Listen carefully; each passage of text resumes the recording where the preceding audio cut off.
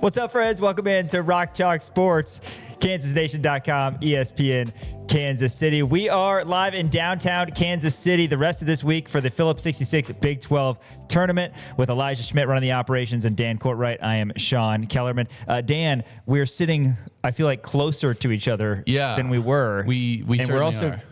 I've never been this directed close toward each other more as well. I feel a little bit uncomfortable. Feel the tension? But a little bit of tension. But no, pumped to be in downtown KC, the site of, like I said, a really exciting Big 12 tournament. We're already down to 12 teams. We're going to break that down here in the opening segment. First round action yesterday as 4 teams saw their seasons come to a close. Who knows? Maybe there's some NIT. Maybe there's some CIT. Maybe there's what's the Fox CBI? one? The Crown. The college basketball crown. College basketball crown, of course. The most illustrious of the postseason tournaments, the college basketball crown. Didn't Nebraska ball win that last year? They certainly did. Good for and them. They got some NIL money, and they're doing okay now. Man, so they're not doing too bad. Maybe that's the way. That's the way you rebuild. Yeah, you got to go to the college basketball crown and find a way to win that. Speaking of Crown Automotive, our partners on South Iowa in Lawrence. Miles Schneier, the Lawrence Citizen of the Year, and his team will get you in the vehicle that you need, new, used, whatever you're looking for. Dan, tell us about some of the vehicles that they offer over at Crown Automotive. Yeah, Volkswagens, they got Tiguans, Taos, they got Jettas, Toyotas, they got Camrys, 4Runners, Tacomas, Tundras. My fiance's parents, they just bought a Tundra over there at Crown Automotive, and they said that the experience was unlike any other. They said it was the best car buying experience that they have ever had. So go check them out, Crown Automotive, over in my neck of the woods, as Sean likes to say. They will get you in the car that fits your lifestyle. And if you don't want Toyotas or Camrys, I don't know why you wouldn't. Guess what? They have a whole line of used cars as well to make sure that it fits your lifestyle. Whatever you're looking for, they've got it over there at Crown Automotive. Be sure to check them out at South Iowa Street. Big 12 tournament talk here in the opening segment. Next segment, we're going to be joined via Zoom by California Kid, Henry Greenstein, KUSports.com, LJWorld.com, as he joins us every Wednesday on the show. And then it's our KU Mailbag segment, one of our favorite segments. Dan, why don't you give us a little teaser on what to expect there? A lot of basketball-related questions, as expected, but some other stuff as well. Yeah, we got questions about ghosts, questions about dogs. Wow. Those are some fun ones. Also, Adam, shout out to Adam Brassel, by the way, always sending the hard hitters, has 3 this or that's. So, like, would you rather have this or that? And I want to break these down because these are fantastic questions. I do enjoy a good this or that. I do love a good this or that. KU Najee as well. He always comes through with some great questions. Appreciate him. We're going to hear from the 2-time national champion who has an additional year finishing as the AP #1 team, Bill Self, at the podium yesterday, and then some game picks, night slate tonight, as all 5 of the Power 5 conference tournaments are officially underway beginning today. All right, let's talk Big 12. First off, Dan, the opener yesterday, Arizona State over Baylor. We were pre-recording our show yesterday, and you were all in. I said congratulations to Baylor. You said congratulations to Baylor, and they lost. You often say that you're high on them. I mean, Baylor this year to you is literally like what Cincinnati was last year to me. It's the Dan Skillings thing, man. It really is. I don't know why. It's all about Dan Skillings. I made fun of you so hard, and then I just turned You've into done you. the exact same thing. Really did. You're starting to look like me, too. It's not good. I know. Baylor, they're 16-16, 6-12 in conference play. What a poopy season for Scott Drew. Horrible. I mean, just poop. And Arizona State. If you had one word to describe it, electric. Yeah, right. I was just going to say poop. You said poop twice. Stop saying poop. But the Sun Devils won by 4. Again, you love Baylor because they have 2 guys that are going to go in the NBA draft. Yeah, first rounders. Probably. If you have 2 first rounders, one of them's projected to be a lottery pick, and Cameron Carr's projected to be around like 20 or whatever. Like, you'd think they'd be good. Scott Drew won a national championship. He's a very good coach. You have Dan Skillings coming off of the bench. You don't have to sell me on Dan Skillings. I know. You're the biggest Dan Skillings guy in the world. 10 points yesterday. Man, is he your favorite Dan in the world, by the way? He would be top 10 for sure. Okay, sure. Yeah. We should do a list of Sean's top 10 Dans, and I want to see if I make the cut. We definitely should. Dan Skillings, 10 points yesterday. Be a good one. Great call. Dan Kellerman. Dan Kellerman, your dad. Dan E. Kellerman, my brother. Oh my gosh. There's no way you're in the top 10. No offense. Yeah, you know a lot of Dans. A lot of good Dans. But ASU, they were up 9 at half, and then they ended up, like I said, kind of running away with it. 5 in double figures, including Pig Johnson. Definitely a top 10 pig, in my opinion.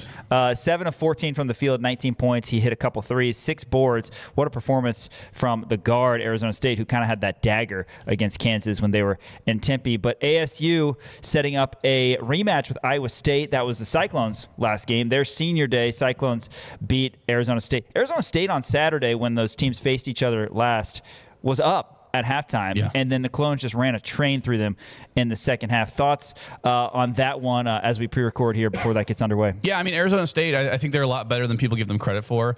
Also, it's weird because this is Bobby Hurley's kind of swan song right now, right? And they're certainly playing for their coach.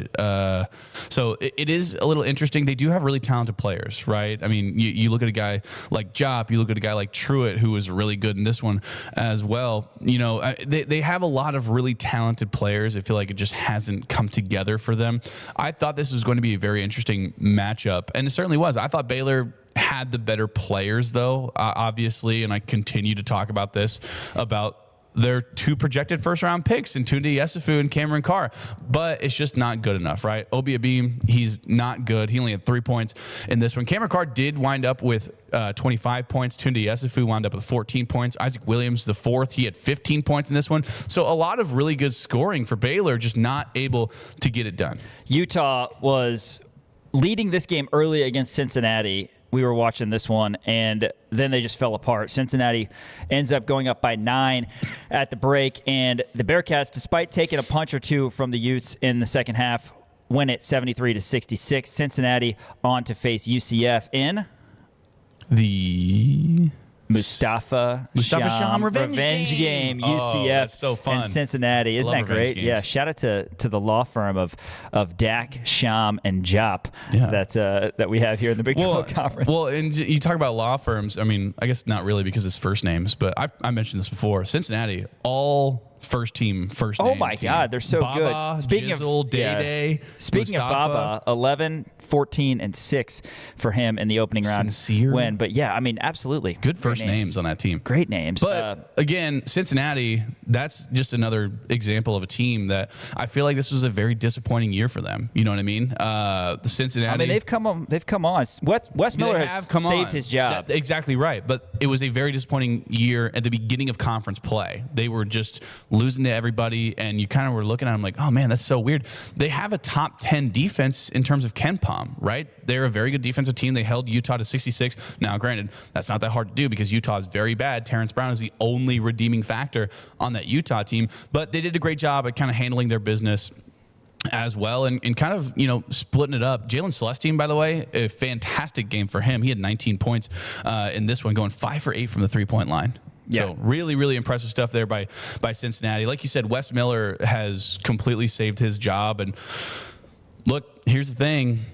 Cincinnati, like I said, they could go on a run. I think that they might beat it's going to be Arizona State who they play against. I think Cincinnati will beat Arizona State, and that their winner of that game. Is that correct? Cincinnati's got UCF. It'll be UCF. Oh no, you're right. We just talked about that. Yeah, Cincinnati's got UCF. We don't know the results of that one yet, but Bearcats, I mean, if they go on a run, I don't know if beating UCF is enough to get them in the NCAA tournament. Then they've got Arizona. We'll have to wait and see. But, yeah, they've got good players, and they really have been trending upward for about 4 or 5 weeks. All right, and then the game last night that Taj Manning had some comments on after K-State loses as anticipated to BYU. It was 105-91. Neither of these teams play defense. A 50-burger hung in both halves by BYU. A.J. DeBonta just goes nuts again. The most points in a Big 12 tournament game in history. And how about the efficiency? He had 40 points, 9 boards, 6 assists. 40 points on 15 of 21. 2 of 6. This dude probably should not be playing college ball right now. 3 steals for DeBonta. Could you imagine if he had 43 free throw attempts in this one? Right. Shout out to Bam. We'll talk about that more. Yeah, we'll talk Bam Adebayo and Mailbag. But A.J. DeBonta was just on fire yesterday. K-State, by the way, threw a punch at it. I mean, they were up late in the first half. Yeah, I mean, they were playing really well. PJ Haggerty looked pretty solid. I mean, you had some really good games out of a lot of their guys. Nate Johnson, 19 points. Kamari McGriff, 13 points. And like you said, do you want to talk about the court right now and Taj Manning's comments? Yeah, well, fill everybody in on what he said for anybody who didn't see it. So Taj Manning, essentially was hating on the court. He said afterwards that, yeah, it was bad. It was terrible. Everyone was slipping. He said the lights were giving Kamari McGriff a migraine during it as well. So I thought that was interesting.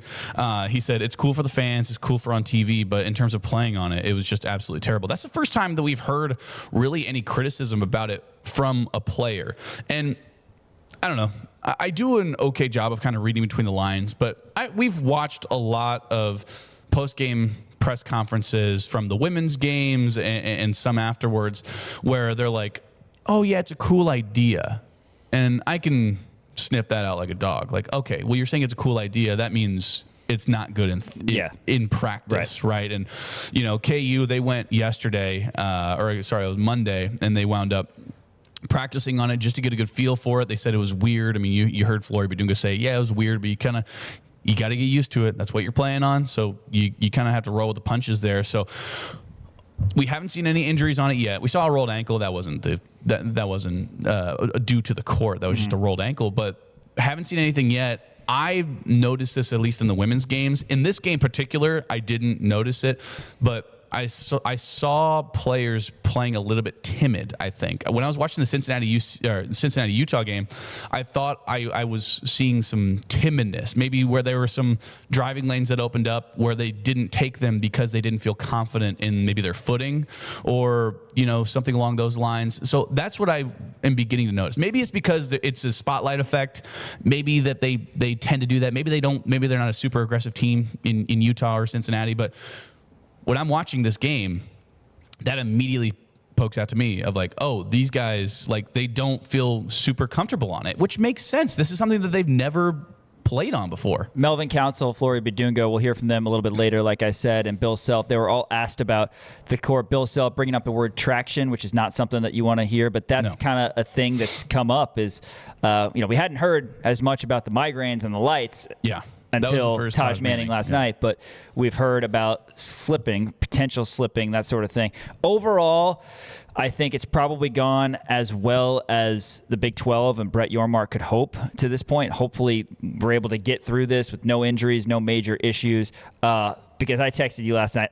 I think it's awesome. I know. I think it's so cool to look at. But that's the thing. Like, we're not playing. I'm not usually into that, and I'm more so. I want it to be, hardwood floor. Keep it simple. Keep it like it always is. But I'm like, man, this is pretty cool. No, there's nobody who's a bigger fan of pageantry than I am. Well, you know this. You're well aware of this. But when you have players who I haven't seen one player come out and be like, I love it. I love playing on it. It's the coolest thing in the world. I haven't seen that. Usually they're being kind of politically correct about it. Like, yeah, it's a fun idea. Like that's the word that keeps on popping up, which again, if you read through those lines, that means that they don't love actually playing on it. They like the idea of it. The idea is fun. And I agree that it gets more eyeballs on the Big 12 tournament. I think it's a fun idea in terms of, advertising. It gets more money into the Big 12 when, there's two things in this world, like you always say, one of them's money. Yes. That was certainly a factor. But, I haven't heard anybody have any glowing reviews about the court. And then with Taj Manning being so openly against it, I mean, now you're starting to wonder, like, okay, well, how is this going to affect things? How is this going to, and granted, I didn't think there was going to be much scoring on it as well, because I said a lot of people are going to be timid. But then again, if you're timid, some people could settle for three-pointers, and then once three-pointers start falling, then maybe that could be the case. But, again, AJ DeBonce had 40. Right. Yeah. And this game was 105-91. So apparently it wasn't that big of a deal for both BYU and K-State. K-State scored 91. So maybe the court's not that big of a impact in terms of scoring or whatever. Maybe. You know who's not going to have to worry about the court moving forward? K-State. Taj Manning. That's right. Yeah, that's K-State. right. Yeah. Good thing. They only played on it once. A recipe for K-State upsetting BYU yesterday probably included them hitting 13 threes. Well, they hit 13 threes. They still lost by 14. They shot 51% from the field, 57% from three. And like I said, it didn't matter because BYU was just too much. And the Cougars really good on the offensive side as well. So BYU, they are taking on West Virginia. That will be coming up very shortly. Looking forward to that. West Virginia, a team who needs to go on a run to make the NCAA tournament. Yeah. BYU is safely in, and they're dangerous, as we talked about before this tournament, on that 10 line. They definitely could. Yeah, I mean, we talked about this yesterday. yesterday, like, have you seen a better 10 seed in the Big 12 tournament ever than BYU? I don't think so. I mean, they have Rob Wright, AJ DeBonsa, Keba Keita. I mean, there's a lot of really solid players on that squad. Boop has been playing really well. Over these. But yeah, they have a lot of solid players, and you got to think West Virginia. I mean, because they have to make a run in the Big 12 tournament in order to potentially make the NCAA tournament. And when they're like, oh, crap, we got to go up against BYU in our first game. Like, that's not going to help. Because Well, they've got an opportunity. I mean, if West Virginia beats – if you're a West Virginia team, you're a fan, you're looking at this bracket, yes, with that mindset, but also if we beat BYU and Houston – then we might be in, or we should be in, right? Because that's what they're going to have to do, roll through the Cougars and then the Cougars again. Nightcap last night, Oklahoma State and Colorado, two teams who, again, don't so much care about defending. Both teams score 40-plus in both halves. Oklahoma State, though, the 14 seed, pulls off the seed line upset 92-83 over Tad Boyle and CU. Bengot Dak had 22 points. He was 10 of 13 from the field for Colorado. Colorado, as the 16 seed last year, won a couple games in this event, beating TCU and West Virginia, but they are out as the 11 seed as Oklahoma State got 24 from their top scorer, Anthony Roy. And now it's going to be Oklahoma State TCU later on tonight. Winner of that game, of course, faces our Jayhawks. Yeah, that'll be an interesting game. I mean, Anthony Roy had a fantastic game. He's one of the best shooters, I think, in the nation right now, right? He went 2 for 5 from the three-point line, 6 for 9 from the field goal line, or from field, 10 for 11 from the free throw line. So obviously you had 10 of those were free throws, but he's a really prolific scorer, and he can get to the line too, which is important for, as we always talk about, kind of stopping the bleeding. But some good performances put up by Colorado. 22 points from Dak. You had Isaiah Johnson with 14, Barrington Hargris with 18, and then they had Ian Inman come off the bench scoring 11 points in this one. But I like Oklahoma State. I think they have some good players around them. Just another one of those teams where it's just, when you're in the Big 12, it's just a gauntlet and people have to lose, and that's Oklahoma State. Obviously, when Parsifala, he's not playing with the team anymore, he was a massive part of their team. Obviously got honorable mention in the Big 12. But I think moving forward for this Oklahoma State team, it's going to be really tough to go up against TCU, who's right now, and Gary Bedore, I believe, asked Bill Self about this yesterday, TCU is probably the hottest team in the Big 12 right now. I mean, they've won, 6 of their last 7 or 5 of their last 6 or whatever it may be. And granted, they haven't played a lot of talented people, but they have really talented scorers. And, Jamie Dixon, he's a really good coach. David Punch is awesome. Xavier Edmonds is a nice little player too, spunky. So it'll be an interesting game. I don't know if Oklahoma State has enough guys to be able to match up well against TCU. Well, we'll have to wait and see. Like you said, they don't have Fala due to injury. That was an overtime game a couple weeks ago, you remember, on a Saturday where TCU beat Oklahoma State in Stillwater. So rematch. You got to like Kansas' chances against either of those teams, unquestionably. But Hawks still got to go out and get it done tomorrow night. Of course, we'll do a deep dive once we figure out who Kansas' opponent will be opening the show tomorrow. We are in downtown Kansas City, Big 12 championship, just a few blocks away from here. Looking forward to the rest of the tournament, of course, getting underway with a lot of great action tonight. Mentioned BYU, West Virginia, and then you've got Oklahoma State and TCU. And then tomorrow's slate is just going to be absolutely loaded. No matter who wins today, tomorrow you get to see the top 4 seeds in the conference, potentially starting with Texas Tech, Iowa State, which is a lot of fun. And we know that Iowa State fans are all about themselves. They're all about Kansas City, and they love them some March basketball here in the city of Fountains. After this, we're going to go to Zoom and be joined by Henry Greenstein, LJWorld.com, KUSports.com, and ESPN Kansas City and KansasNation.com. Hey, Kansas fans, Coach Bill Self here, and you're watching KansasNation.com.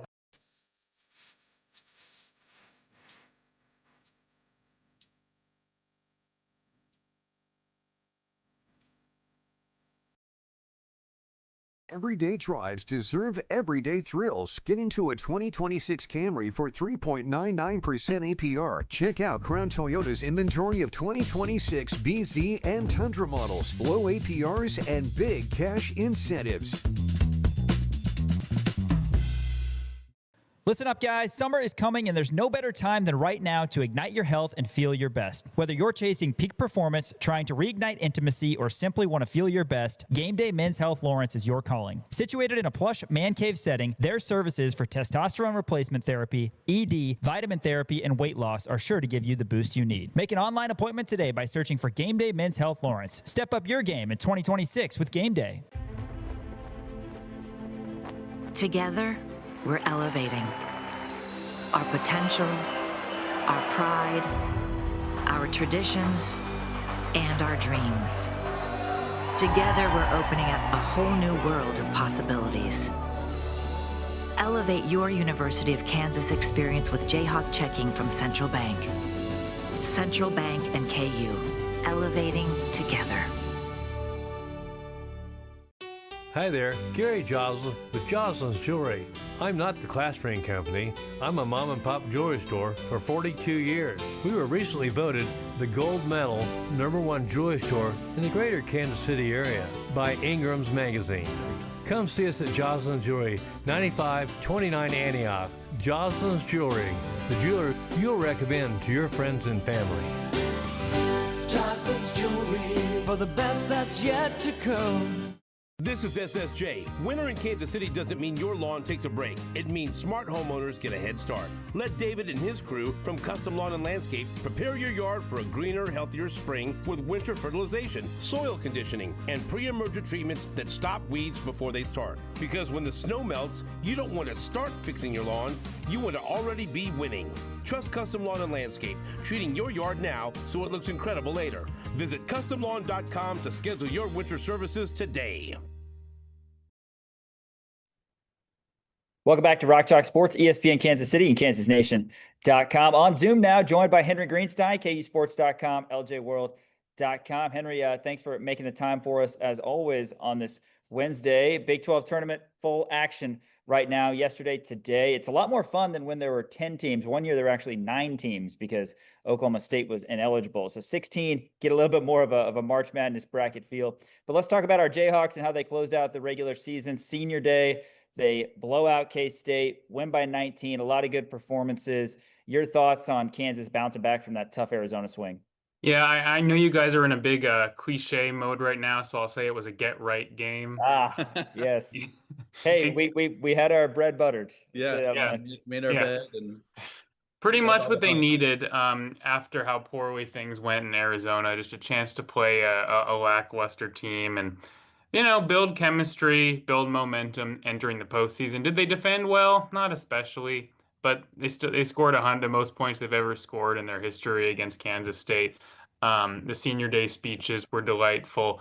It was just an injection of pleasant vibes overall after a trip that, think about what the Utah trip did to that team last year. I mean, we had the new season, but I don't know that they really ever recovered from that. Oh my God, I forgot about that. New season. Yeah, wow, happy to provide a reminder of the new season. There was no need for a new season. These guys like each other. They didn't need to have an extended break from each other. The core of a functional team was still there, and probably most importantly, Darren Peterson looked like sort of what we expect Darren Peterson to look like, and got 27 points without actually having to shoot that many threes, which obviously provides a lot of optimism as to what he might do going forward. So, on the whole, I mean, obviously K-State's not a very good team, as was evidenced by their first-round exit from the Big 12 tournament yesterday, but a step in the right direction and a nice note to end the regular season on for KU. And Henry, I wanted to ask you about that because Kansas went on probably a 5-game streak of just dreadful shooting performances, putting up 60 points per game. Then all of a sudden you get the K-State game where you break the 100-point. Is one game enough? Do you think Kansas got what they needed in terms of getting momentum for the Big 12 tournament, or are there still maybe some concerns to you about the shooting that happened before that? I'm not sure. I mean, there are going to be bad shooting games. I agree with what Self says, which is you have to be able to derail the other team enough defensively to make it so a bad shooting game doesn't cause you to lose. And that shooting shouldn't necessarily be the measurement of whether you played well in a given game. So I think a large part of why KU lost at Arizona State is because they let Arizona State's best guys have good games. That was a big. I mean, I understand Peterson went 3 for 18 and no one could hit the broadside of a barn or whatever. I'm just gonna throw in some more idioms. Don't let one become two. Yeah. As long as we're doing this. So what is it? Couldn't throw it in the ocean or something? What's From a boat, yeah. My personal favorite is couldn't hit water if you fell out of a boat. Yeah. Oh, okay. I love that exactly. one. Yeah. It's so bad that I have these so readily available to me because as a writer, you're supposed to be like original and have a singular voice, and like these just come so. I guess it's a life having watched like sports talk shows and stuff, and Right. having read people using these stupid phrases. Anyway, Totally. all that is to say, I think it's okay to have a game where you shoot poorly every now and then. I understand it was a couple in a row, but it does come back to defense. This has always been a team that should be based on defense and, using their athleticism and length to switch and disrupt opposing offenses and what they're trying to do. And they had gotten away from that too, in some respects. And I still don't think they did an incredibly good job with that against K-State, as Self would tell you. So in their first Big 12 tournament game, I'll definitely be keeping an eye on, limiting opposing three-point shooting opportunities, disrupting sets, making teams wait until late in the shot clock. There's a lot of improvement potential there as well, and those are the things you can do that make it so it doesn't necessarily matter if you shoot poorly from three-point range in a given game. Henry Greenstein, KUSports.com, and the Lawrence Journal World joins us. Henry, you touched on it briefly, but Darren Peterson, a quiet 27, it seemed like, not shooting as many threes. And it's so interesting because before he came to Kansas, we knew that he could shoot, but it wasn't one of the first 2 or 3 things somebody said about him, right? But his majority Kansas career, while he was not totally healthy, it was him shooting a lot of threes, right? And now he shoots just 2. He goes 1 for 2. He scores in different ways from 2-point range. Peterson was 9 of 13, rebounds, assists. He had a steal and a block. He just looks like a different player, and that's exactly what you want to see as a KU fan. Yeah, certainly. I mean, I don't doubt that at all. And, one thing we thought entering the year was that Darren Peterson would have to be a primary source of perimeter shooting because we didn't know that Trey White was going to shoot 13 points better than his career average from three-point range and become such a floor spacing threat in the way that he has. Peterson's a great shooter. I mean, he's at 38.7% or something like that from deep, and he can continue to do that. But the way in which he can most menace other teams is taking people off the dribble with that lightning quick first step he has and drawing fouls. I mean, a big reason why K-State had 7 fouls in the first 5.5 minutes is because of Peterson. And as you get into postseason time, and it's not just Big 12 officials, you wonder if Peterson will get an even better whistle than he has at some points. And so the utility he can provide as a driver, and I don't think we would have said this entering the season, is in many ways even greater than what he can provide as an outside shooter. Now, I still think, and this is something that Self has said, and I'm sure Darren would even agree with it, we haven't seen something close to peak Darren Peterson this year. You think about his best game of the season by scoring being 32 points against TCU, but that doesn't necessarily even come to mind as one of the games in which he played the best. He also exited that one early due to cramping. Obviously, he comes back in and hits the free throws, but then he misses overtime. Like, that doesn't feel like at the end of the season, we'll be looking back and saying that's the best game that Darren Peterson has played. So I'll be interested to see what he can accomplish going forward. Certainly, you hope that having to potentially play games on consecutive days doesn't do anything to tire him out or to aggravate any of the injuries he's had, which is obviously a real possibility when it comes to the Big 12 tournament. But at some point, I'm sure KU fans would like to see him put together a full, great game where he shows all the aspects of his extremely diverse and well-rounded skill set. Yeah.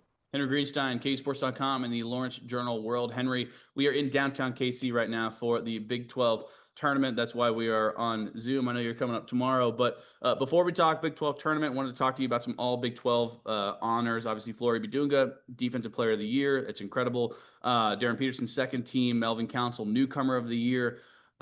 Your thoughts on that? And then also, could you name 33 other players who are better than Trey White in the Big 12? Big 12 did. The Big 12 certainly did. Yeah. It's so funny how some of this voting works out. I mean, Well, first of all, I'll just say I think all of the honors you described are pretty fair. I think it's impressive for Flory to have been the Defensive Player of the Year. You know, how many?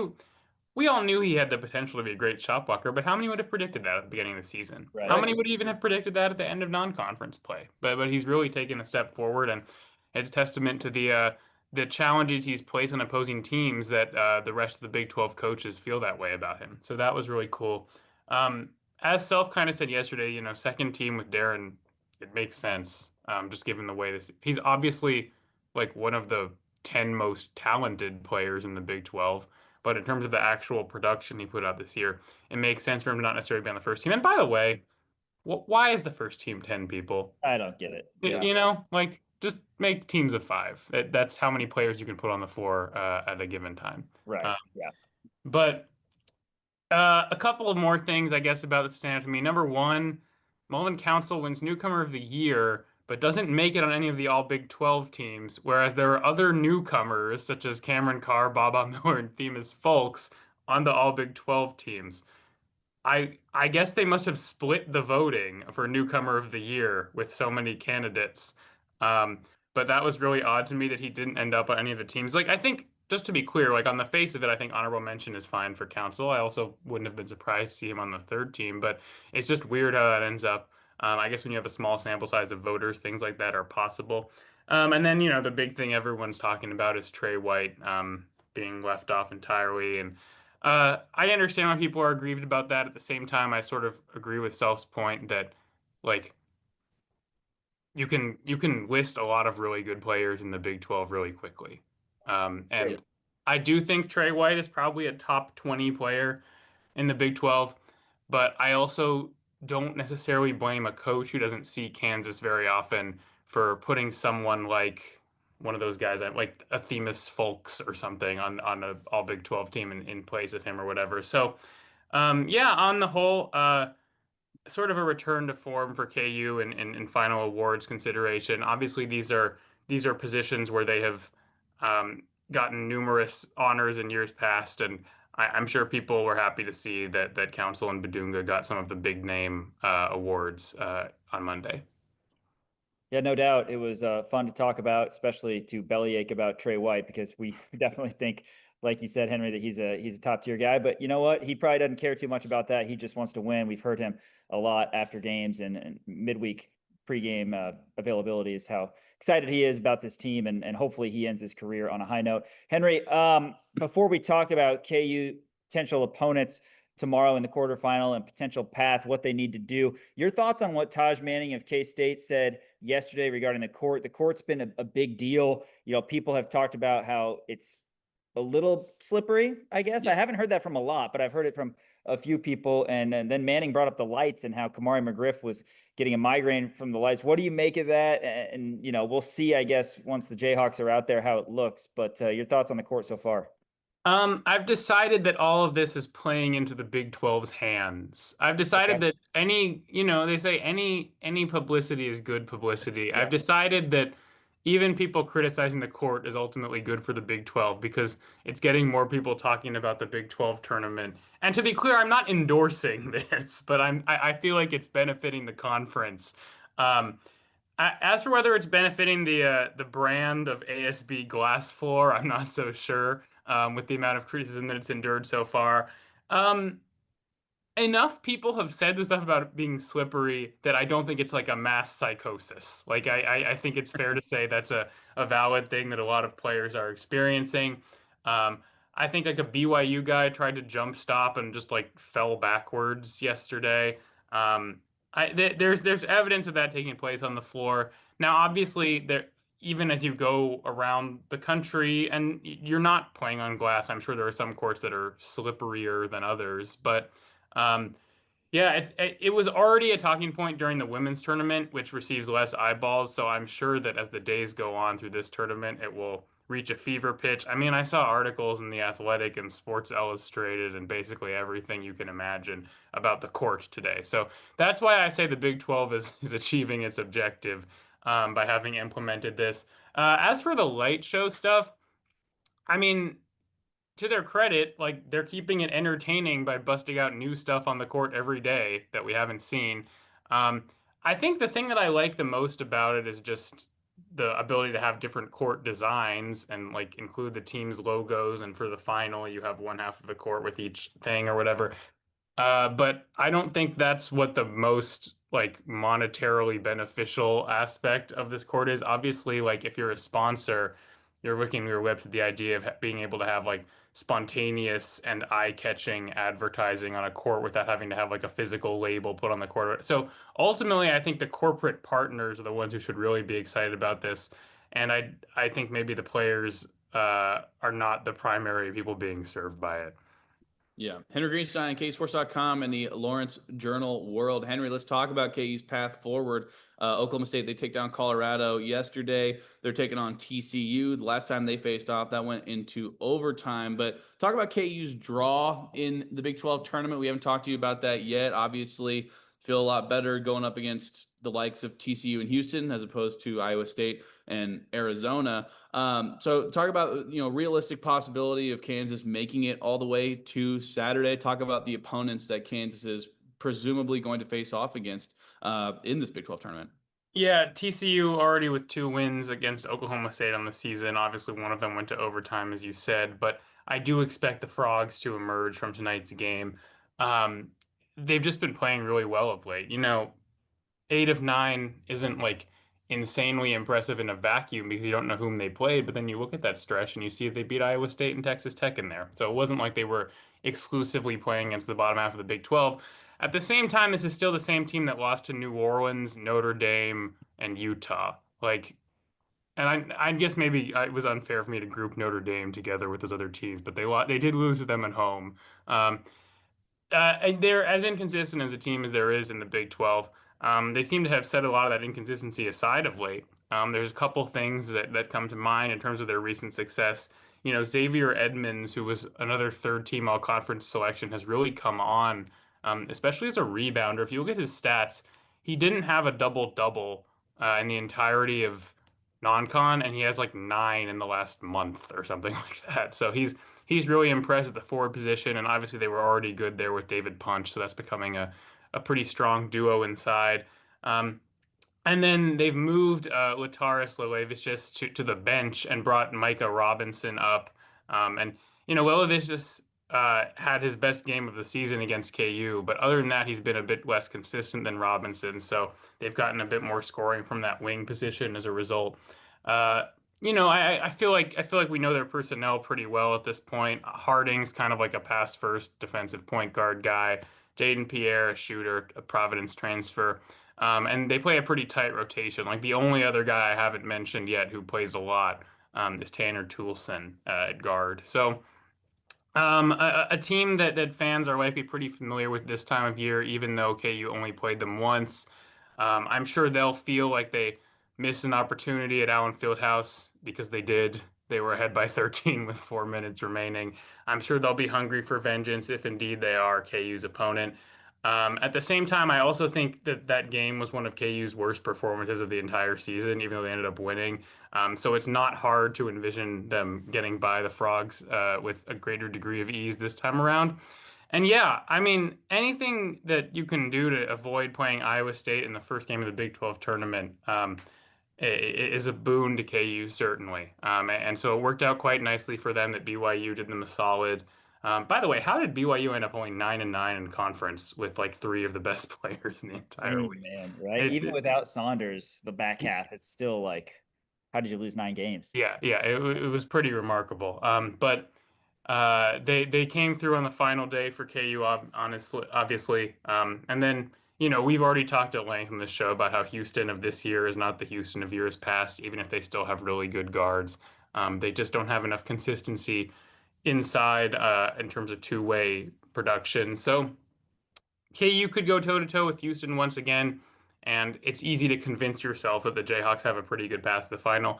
Of course, we'll see how it's all borne out in theory. Houston may not even make it to that round because they have to play BYU first or whatever. So I guess they have to play BYU has to play West Virginia at the time we're recording this too. But a lot going on, a lot of complexities involved with this tournament. But certainly, it worked out a lot better for KU. They ended up being on this side of the bracket.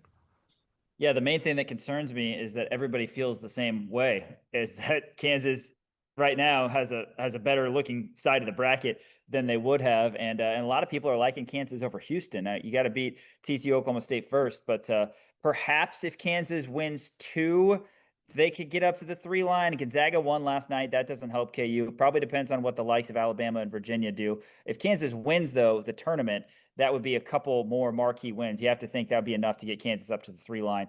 So there's that. Here's how I know Oklahoma State's going to win tonight, Henry, because I'm going to ask you to go back and look at the KU TCU game specifically. You just mentioned that it was 104-100. Kansas didn't play well against the Frogs.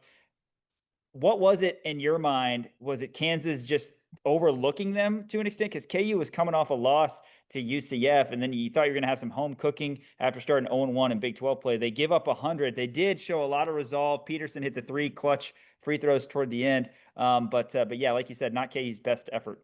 Yeah, I mean, there's a number of things you can point to. First of all, this was the stretch where we were all saying KU should stop switching 5. Well, in retrospect, they ended up doing that for a lot of the year, and it was pretty good. Yeah. But this was the stretch of 3 games where their switches were just getting absolutely abused. But then we had the new season. Yeah, you're right. In a way, we did have a new season this year too. They just didn't call it. They just didn't call it that. I think last year's new season, KU went like 3-2 or something. Well, yeah, it was like a new season. Everything's great. They obliterated Oklahoma State at home, and then I think went to Colorado and won narrowly. And then after that, they lost to Texas Tech, and it was like, well, I guess the new season is over now. But this new season, on the other hand, led to an 8-game win streak. But yeah, you think back to more than 2 months ago and try to remember exactly what happened in that game. I mean, one thing the players have told us was part of their players-only meeting is like an understanding that other players had to be aggressive when Darren Peterson was on the floor. And this was a time where they weren't really doing that. Like, this was a time, this was one of numerous games, maybe numerous is a bit of insiders, but one of at least several games where Council had basically 0 production when Peterson was in the game, and then Peterson goes out, and then Council basically single-handedly won KU the game in overtime. Like, they've gotten a lot better in terms of the interplay. I made this stupid joke in an article for our tournament preview, but it's like Council kept saying he was the Robin to Peterson's Batman. Well, for a lot of season, he was more like Nightwing. He was operating on his own. Just a little bit of a DC comic, a little bit of a Dick Grayson comment for you there. But yeah, so he was not working as well with him for a large chunk of the year. And that was part of this game. Bidunga hadn't really progressed to the extent that we saw maybe by February in terms of his defensive acumen. David Punch was absolutely killing them in this. I don't think his final stat line of 20 points and 9 rebounds really reflects the extent to which he was dominating the KU big men inside. I don't think Tiller had honed his physicality and made enough use of his strength to this point. Tiller's a guy I'll definitely be keeping an eye on if this ends up being the matchup, by the way, just because their TCU's 2 bigs are so physical with Punch and Edmonds. But yeah, I mean, a lot of ways in which KU was not a fully formed team at that juncture.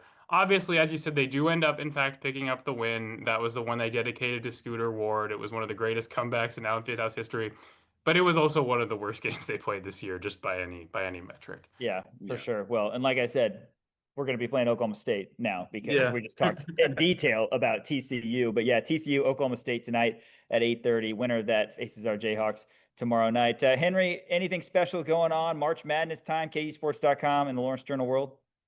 You can just count on seeing the most complete and well-rounded coverage of the Big 12 tournament ahead. I should have some special features and some little fun things of the sort you get to do when there are open locker rooms and stuff. And, as I've been saying for the last couple weeks, our NCAA tournament preview will be available online after Selection Sunday, so online Monday morning and then in print with Tuesday's paper. And we had so much delightful content for it that some of it has overflowed and will now be in the regular sports section. So make sure you check that out as well.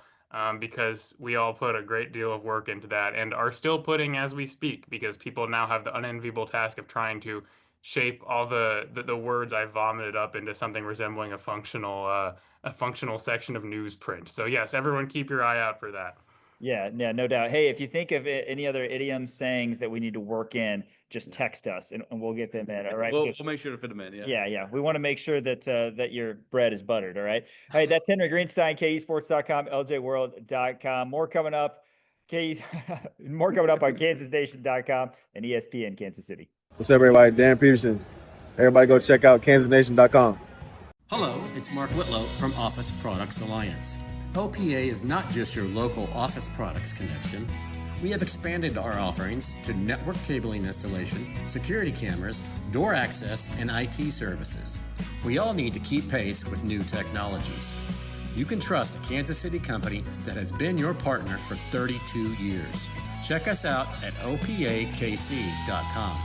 Supporting local businesses and our community is more important than ever.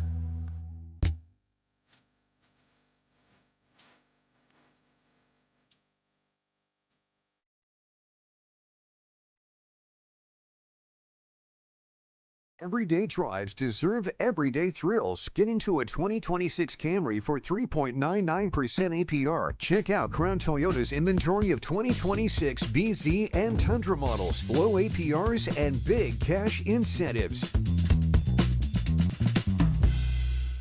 Haney and the Hawks is presented by Jefferson's with 2 Lawrence locations, home of the best wings in town. 21 signature sauces. You got to check him out. But if wings aren't your thing, how about a burger? They hand patty their certified Angus beef every single day. Also hand bread their tenders. They make their ranch in-house. There is truly something for everybody at Jefferson's. Go see my buddy Brandon Graham and the entire crew at Jefferson's, either on Mass or Wakarusa in Lawrence, Kansas. Hi there, Gary Joslin with Joslin's Jewelry. I'm not the class ring company. I'm a mom and pop jewelry store for 42 years. We were recently voted the gold medal #1 jewelry store in the greater Kansas City area by Ingram's Magazine. Come see us at Joslin's Jewelry, 9529 Antioch. Joslin's Jewelry, the jeweler you'll recommend to your friends and family. Joslin's Jewelry for the best that's yet to come. This is SSJ. Winter in Kansas City doesn't mean your lawn takes a break. It means smart homeowners get a head start. Let David and his crew from Custom Lawn and Landscape prepare your yard for a greener, healthier spring with winter fertilization, soil conditioning, and pre-emergent treatments that stop weeds before they start. Because when the snow melts, you don't want to start fixing your lawn. You want to already be winning. Trust Custom Lawn and Landscape, treating your yard now so it looks incredible later. Visit CustomLawn.com to schedule your winter services today. Welcome back. We are live in downtown Kansas City. We're getting used to the cameras and the new setup. So now I've got my computer over here. I feel more comfortable with it. Yeah. We're really, really close to each other. I don't like looking at you straight in the eyeballs. I know, it is straight. I like having sort of a buffer. Usually I only have to glance at you. Yes. We got the what do we call this? Two-shot? The two-shot. Okay, I love it. We're learning all the technical details. I love it. We're going to hear from Melvin Council and Flory Bidunga. But yeah, we're pumped to be here downtown Kansas City, representing Kansas Nation the rest of the week for the Big 12 tournament. Jayhawks in action against either TCU or Oklahoma State tomorrow at 8:30. The winner of that gets either Houston, BYU, or West Virginia. Maybe it'll be West Virginia. Who knows? Well, maybe Kansas will get Oklahoma State, West Virginia. And BYU can make a run, man. Yeah. AJ Bonson just had 40. God, he's pretty good. There's no doubt about that. But we're going to hear from a couple really talented players of ours, and Melvin and Flory. First, I want to tell you about Mitch Bales and his team over at Game Day Men's Health Lawrence. 60% of men experience ED at some point in their life, and 50% of men experience low T before the age of 40. If you're one of those men, or perhaps you're just low on energy, struggling with weight gain, anything like that, or just want to be feeling your best as the spring and summer months are upon us, give them a call. Give them a visit. Game Day Men's Health Lawrence, our partners here at Kansas Nation. Want to make sure that you're feeling your best. Like I said, this is the time to do it. First visit, totally complimentary, a 3-step process. You'll be in and out within 45 minutes. Mitch Bales was on our show yesterday, the franchise administrator over there, and talking about all the great things that they offer. HGH, peptides, they got vitamin B12 shots as well. So great catching up with Mitch yesterday. Yeah, 100%. Good hang, too. And, great hang. Knows some ball. Yeah, no, he's a lot of fun. But be sure to go check him out because because it's a plush man cave-like setting, and your first visit is 100% complimentary. I don't know why you wouldn't go just to get yourselves checked out, just to make all the lights are turning on and off, and all the gears are moving the way that they do. If they are, fantastic. If not, they will let you know, and they will make sure to get you back in the game, do everything in their power to help you get healthier, live a healthier lifestyle, to enjoy your life. So check out Game Day Men's Health here in Lawrence. Let's go to the podium. Yesterday, Melvin Council and Flory Bidunga previewing the Big 12 tournament. Guys, how does it feel you made it to the postseason and you're going to start playing tournament games this week? Say that again. Just how does it feel to have made it to this late stage of the year? Oh, so great. It's what we've been talking about since the summertime. We can't wait to play on Thursday. The court is already becoming a topic of discussion. What was it like for you guys going over there and testing it out yesterday? Yeah, how was it? It felt like, back then, like it's a tournament called the Gusmacker 3-on-3, where they put like a floor outside and you play outside on the floor mat. That's how I felt, and it felt like Rutgers Park in New York City. What was the name of the tournament? The Gusmacker. It's a 3-on-3 tournament. That's how it felt, but we got to get used to it because that's the court we're going to be playing on. So. You guys have reached the point in the season where if you lose, it's over. Have you guys talked about the importance of each game and focusing on just kind of what's in front of you? Yeah, one game at a time, and we still got a shot at it, and we're playing in Kansas City, so that should be fuel to the fire. And Flory, are you looking forward? Obviously, the Big 12 is important, but the tournament is the one everybody gets excited about. Do you get excited about that, and your thoughts on that? Yeah. No, yeah, I do. I think we're excited about it. As Mason said, one game at a time. So we're going to take one game and then just look forward for the next one. As you guys enter postseason play, have you guys felt like a shift in mentality or a different mentality as you guys go to these games? Yeah, most definitely. And our shift mentality is going to be like, we got to be tougher than the other team. Like, we got to just be tougher. Like, every play, every second, every minute. That's the mentality right now. And I guess kind of going into that, if you could describe what the ideal version of this team looks like, what would it look like for you guys to make a deep run? Say one more time. If you guys could describe, like, the ideal version of what this team should look like, what would you guys have to do to make a deep run in the postseason? I'll probably say we have to play to our strengths, and then I feel like we have shown it that we can beat everybody in the country, but if we don't play to our strength, everybody can beat us as well. So I think that needs to be the big difference. Melvin being named newcomer of the year, what did that mean to you?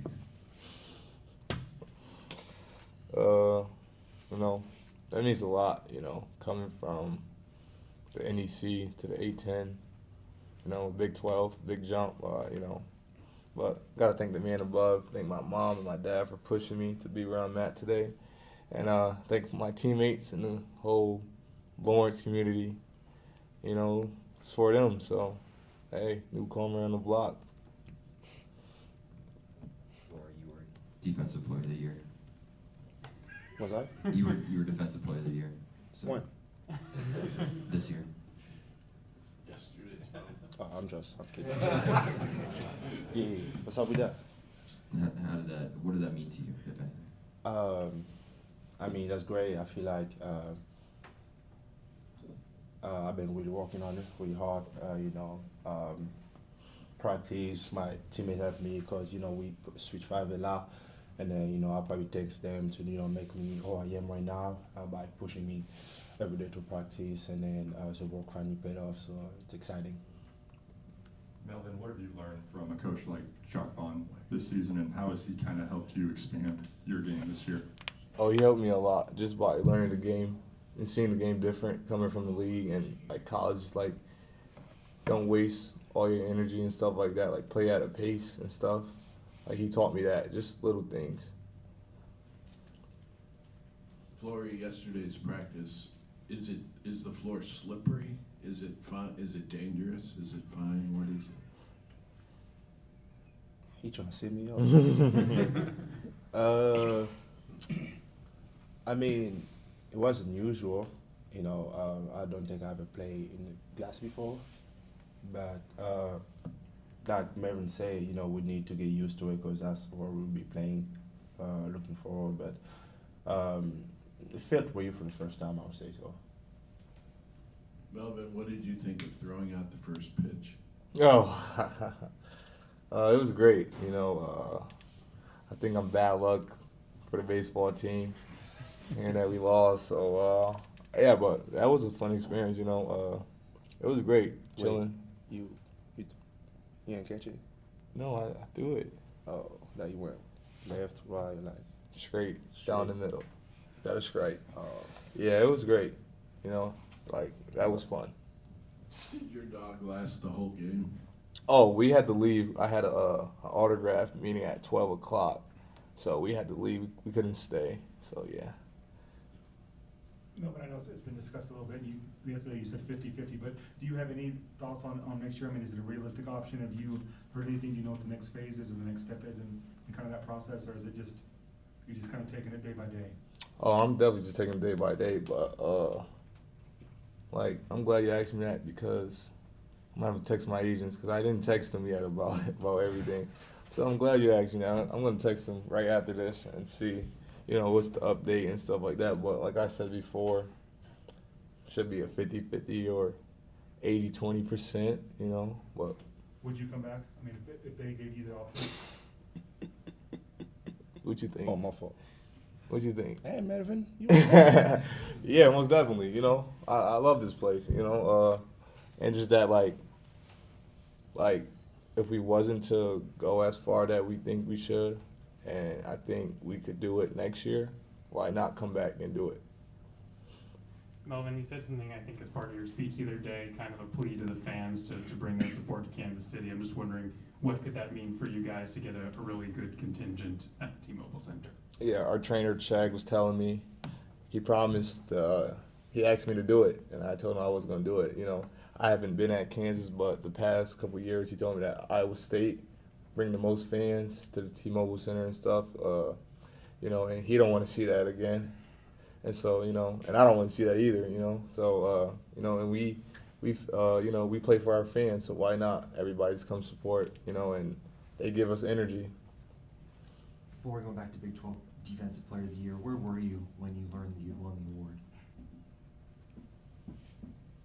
He was on the couch, and I was right next to him in his room. Yeah, he was right there. Yep. Melvin, what was his reaction then? It was like he was happy, but we was talking about other things about everybody else. We really wasn't talking about our awards, you know, like Trey White, unbelievable for us, and didn't win anything. Like that was crazy. I don't understand that. So we was talking about that, and you know, talking about the Big 12 tournament. That's really it. I'll let you give your take, Flory. Like, what went through your head when you saw that you'd won that award? I mean, I was excited, of course.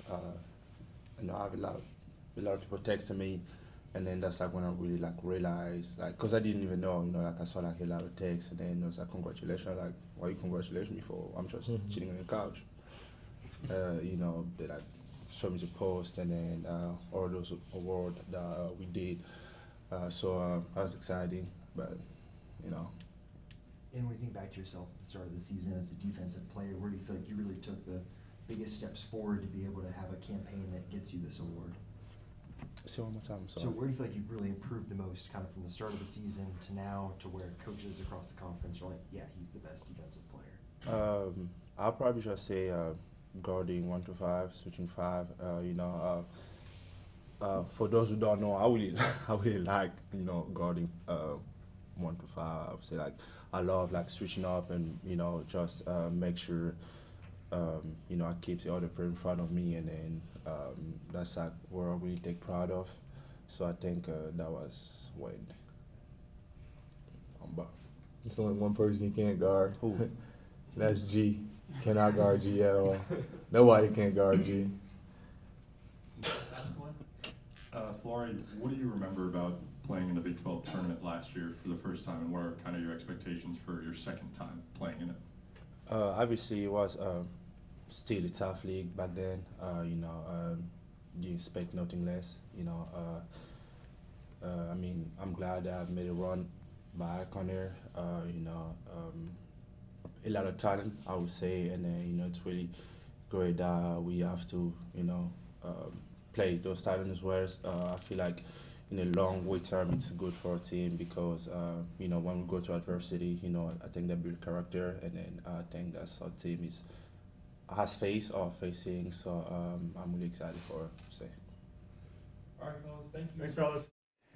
That's Melvin Council and Flory Bidunga at the podium yesterday. Flory, interesting guy at the podium. Interesting is His a good word. personality has really come out this year. Yeah, I would say so. Yeah, Dan is wanting to I thought it was fine. Flory. He's an interesting guy. You can tell he really put some thought into his answers. Yes, well said. A lot of pausing.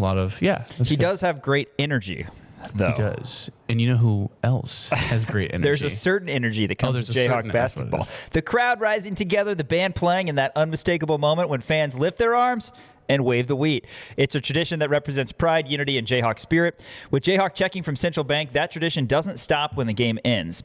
Jayhawk fans can carry their pride wherever they go with the official Jayhawk debit card, a simple way to show school spirit every day.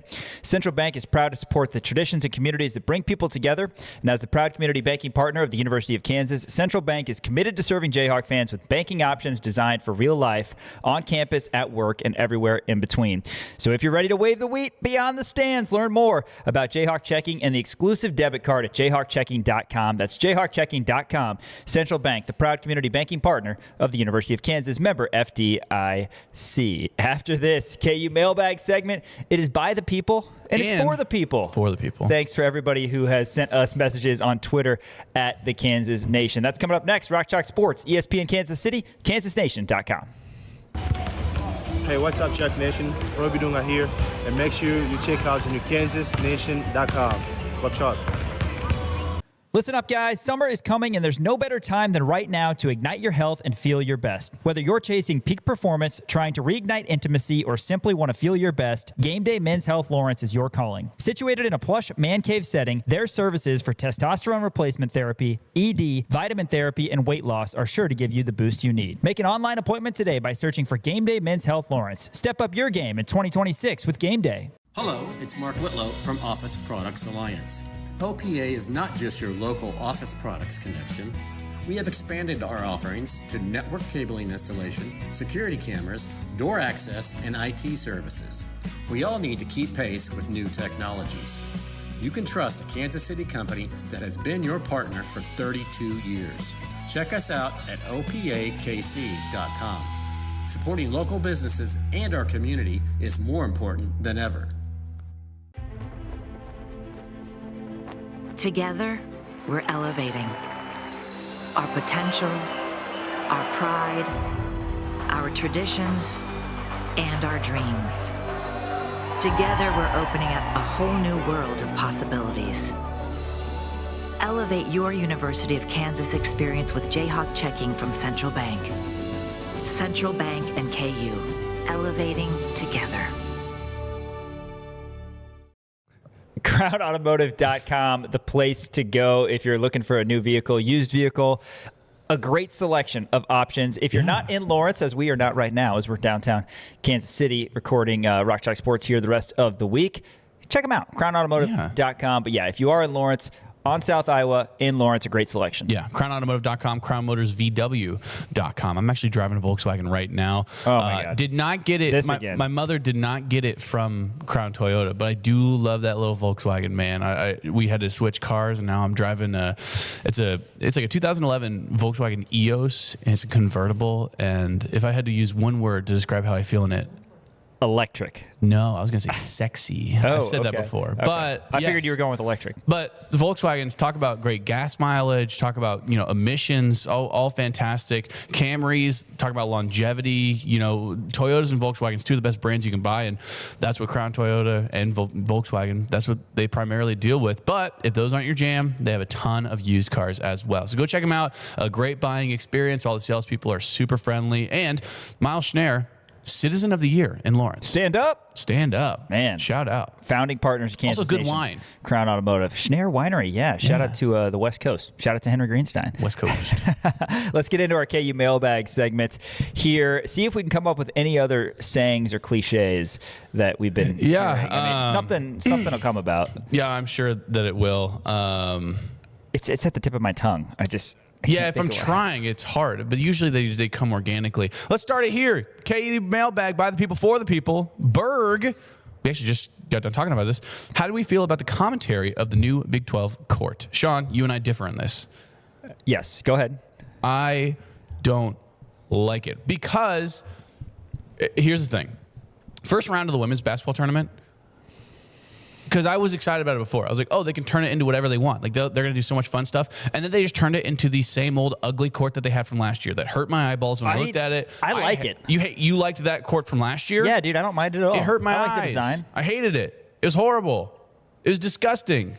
What are some other adjectives? I don't know. We talked on this in the opening segment. Taj Manning had some adjectives. That's the thing. Taj Manning said it was terrible. So you were not a fan?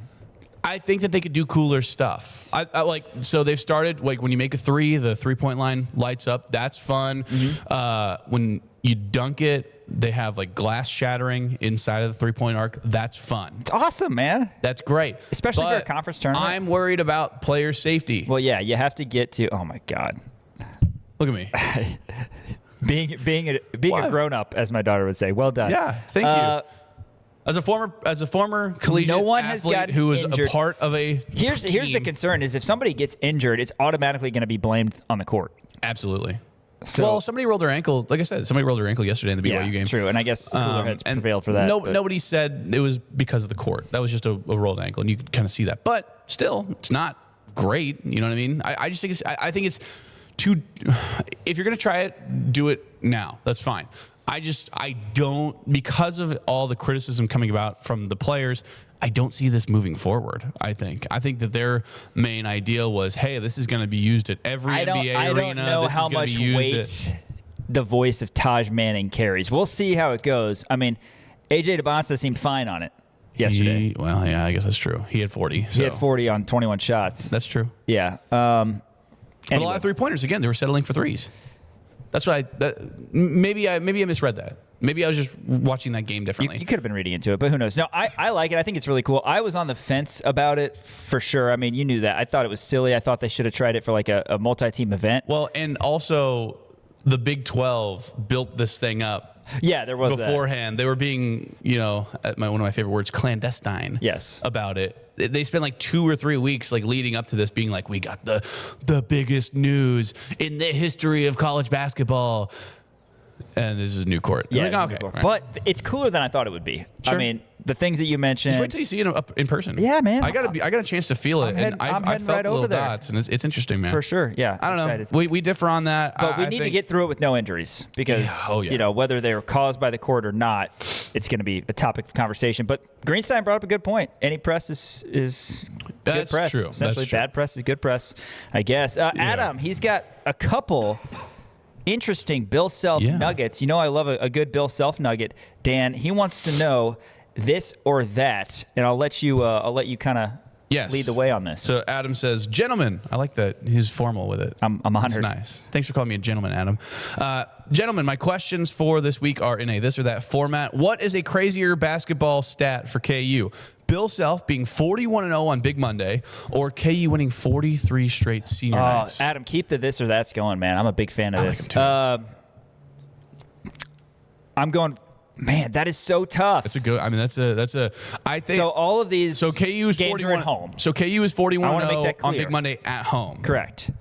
Because they've lost Big Mondays on the road. Yes. Under Bill Self. See, but in terms of longevity, like 43 straight senior nights, what does that go back to? That goes back to 1980. So it's Roy and Bill. Did we lose? What was the last one we lost? That goes back to 83?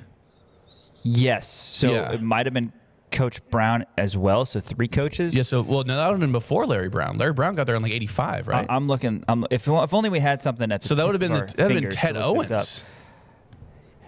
Yes. Brown's first year was 83. Oh, was it 83, 84, if I'm not mistaken. So does this go back to the 82-83 season is my question. Because this is 05-06 or 25-26. So this is why we're in radio because we failed math. Okay, so the 83-84 season, Kansas closed it with a 91-70 victory over Oklahoma State. So yeah, it had to be 83, which is Owens' last year. Yes, that's so what it spans across 4 coaches. Because 83-84 was Coach Brown's first year. Final game at Allen Fieldhouse was a. We should have done this before. We should have done this before. I have to figure it out now. For the sake of this, for the sake of my argument, I'm going to go ahead and say it spans across 4 coaches. Okay, that's fine. And I think that's better. I think that is so impressive to win 43 straight senior nights. Well, I'm thinking it was probably this season because this Kansas team went 13-16. Yeah, it was 82-83. KU went 13-16. Coach Owens' final year, lost to Nebraska 60-58 on senior in the night? final home game. Oof. Okay, so it spans across 3 coaches. Fine. Yeah, whatever. So but it goes back to the Larry Brown. Roy, Bill. None of them have lost on senior. Still so impressive. Anyway, back to the question at hand: the this or that. You think 41-0 on Big Monday at home? Those are some big games. Which, granted, okay, I'll give you this: Big Monday are usually more talented teams. You're not facing off the top of my head 25-26 K-State. Right. You know, Yes. just the first team that came to mind. First team that comes to mind. Really Just putrid a team. really bad team. Putrid was the word I was looking for. Putrid. Terrible. Awful. Yes, I would say the 41-0 is probably more impressive because if it's on Big Monday, it's a marquee opponent. That's okay. You know what? You've actually talked me into it. I think I agree with you there. I think 41-0 on Big Monday at home is a more impressive one just because you know for a fact that the teams are going to be more talented. Right. So, all right. I mean, we faced some good teams on senior days as well. I mean, think recently Texas Tech was in town. We almost lost to them. Texas was in town. Almost lost to them. But got it done. This year, we kind of got a layup with the Wildcats coming. Adam has another this or that. He said, next, what's the crazier KU basketball stat? 14 straight conference titles or 231 consecutive weeks in the AP poll. Both insane. I'm going to go with 14 straight. That's never going to happen again. I genuinely, across at least Power 5, will never happen again. So how many weeks of the AP poll each season? 20? No. 30-ish? 30-ish? 20, yeah, somewhere in that range. Around 30. So, yeah, it's about 10. Oh, no. Because the first AP poll 15. comes out in November. Yeah. So you have... Maybe 15? No, there's more than that. Well, you play 30 games. You have November. You got to think about you play 2 games a year, two games a week. But 30-ish games. You don't play 2 games a week every week because you have Christmas and you have finals. And look at it more so as November 1st essentially is the first AP poll. So then you got 2 months, then you got 3 more months, so 5 months. I don't even know why we're debating this. It's 14 straight. Yeah, that's true. 14, We're stuck trying to do math again. I don't know what we're doing. No, it's 14 straight without a doubt. That will never happen again. Yeah. In the history of college basketball. Now, granted, I can't look into the future. Maybe and it's in the Big 12, and there were some like NBA All-Stars. Right. Maybe there's going to be the Pac-2. If like Oregon State and Washington State, they decided to abscond with each other, and now Gonzaga is going to be in the Pac-12. Washington State and can Gonzaga's win 14 coming in a row. over, and those other teams are coming over. Sure. Utah State, those Mountain West teams are coming over. But I see what you're doing. If there ever is like a 2-team conference, I don't think they will be, and I don't think it'll last for 14 straight years. But maybe. But if everything stays the same, that will never happen again. Yeah, I agree. 14 straight. And then last, man, one of my favorite stats of all time. Yeah. 8 head coaches all time for Kansas basketball. Is that more impressive, or 35 consecutive NCAA tournament appearances? He says also at the end, feel free to give your own That's Absurd KU basketball stats. I'm going with the 8 head coaches, man. Coming up on 130 years, 8 head coaches. It's insane. And Bill Self always talks about how the head coach of this program is the caretaker of the program. He's taken dang good care of it. What do you got?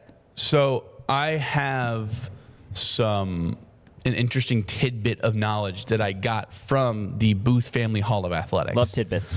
So technically, there were 9 head coaches in Kansas basketball history. Carl Schledeman was technically he was the head coach for Kansas.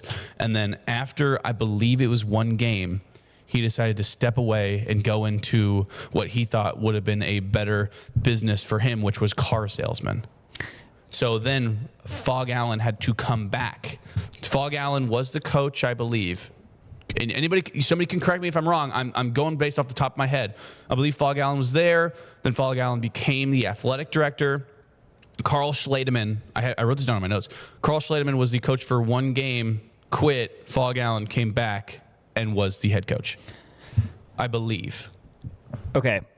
But then are you going to say the same thing about Norm Roberts coaching those games? No, or because, because he didn't enter the season coming in as the head coach. Okay. So technically, if you want 9 and it means that much to you, I'm not. I'll give you 9. I'll give you 9. I'm just saying, as a fun tidbit of knowledge. Okay. What's more impressive there? You like the 8 head coaches, or yeah, you I like the 8 head coach. 8 Well, head coaches? 35 straight's really impressive too. I think that we get pampered too much. I think that we tend to do this a little bit. We tend to forget how lucky we are, because think about Kansas State. You know what I mean? Just the first team that comes to my mind is K-State. Yeah. How lucky that they would be to make 5 straight. They'd be hanging banners. Are you kidding me? They hang banners for anything. They do. They have an NIT appearance banner, which is hilarious. Yeah, 35 straight is insane. I like the 8 head coaches, though. I do. Because Larry Brown was there for what? I guess it was 6 years?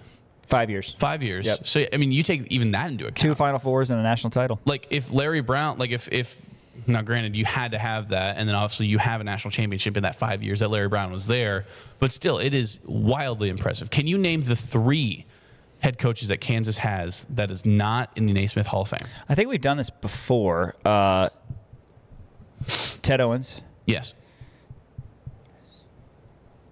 Dick Harp. Yes. And W.O. Hamilton. Yeah. How about that, man? Off the dome. Look at that. That's huge. Those are the 3 Kansas head basketball coaches that are not in the James Naismith Basketball Hall of Fame. As impressive as it is to say 8 head coaches, it would be even more impressive if somebody just typed up a list, because the list would be so short. I know.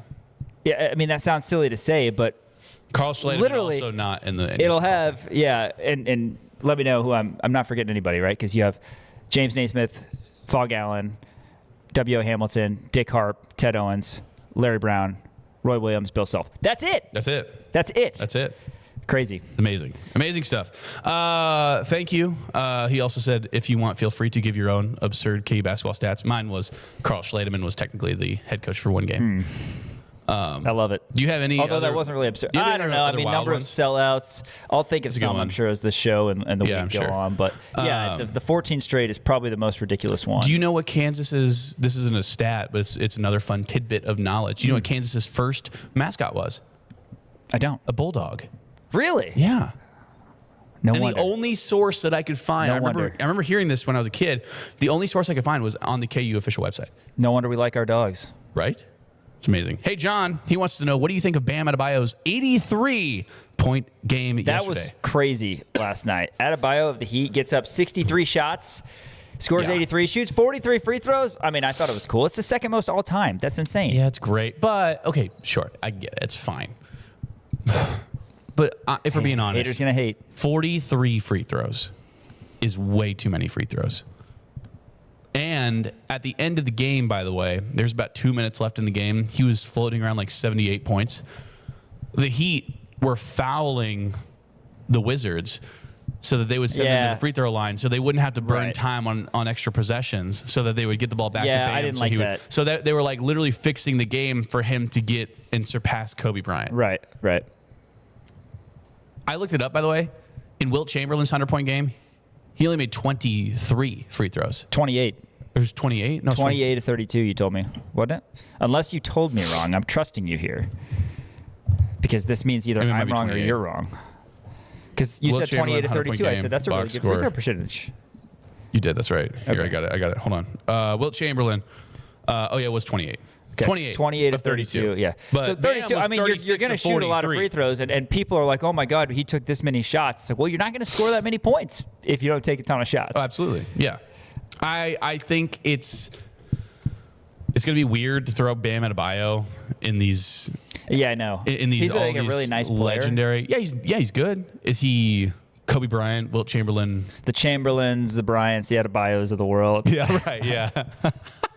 I think it sucks. I'm going to be a hater. I think it's an absolute disgrace, and it's a microcosm of what the NBA has turned into. All right.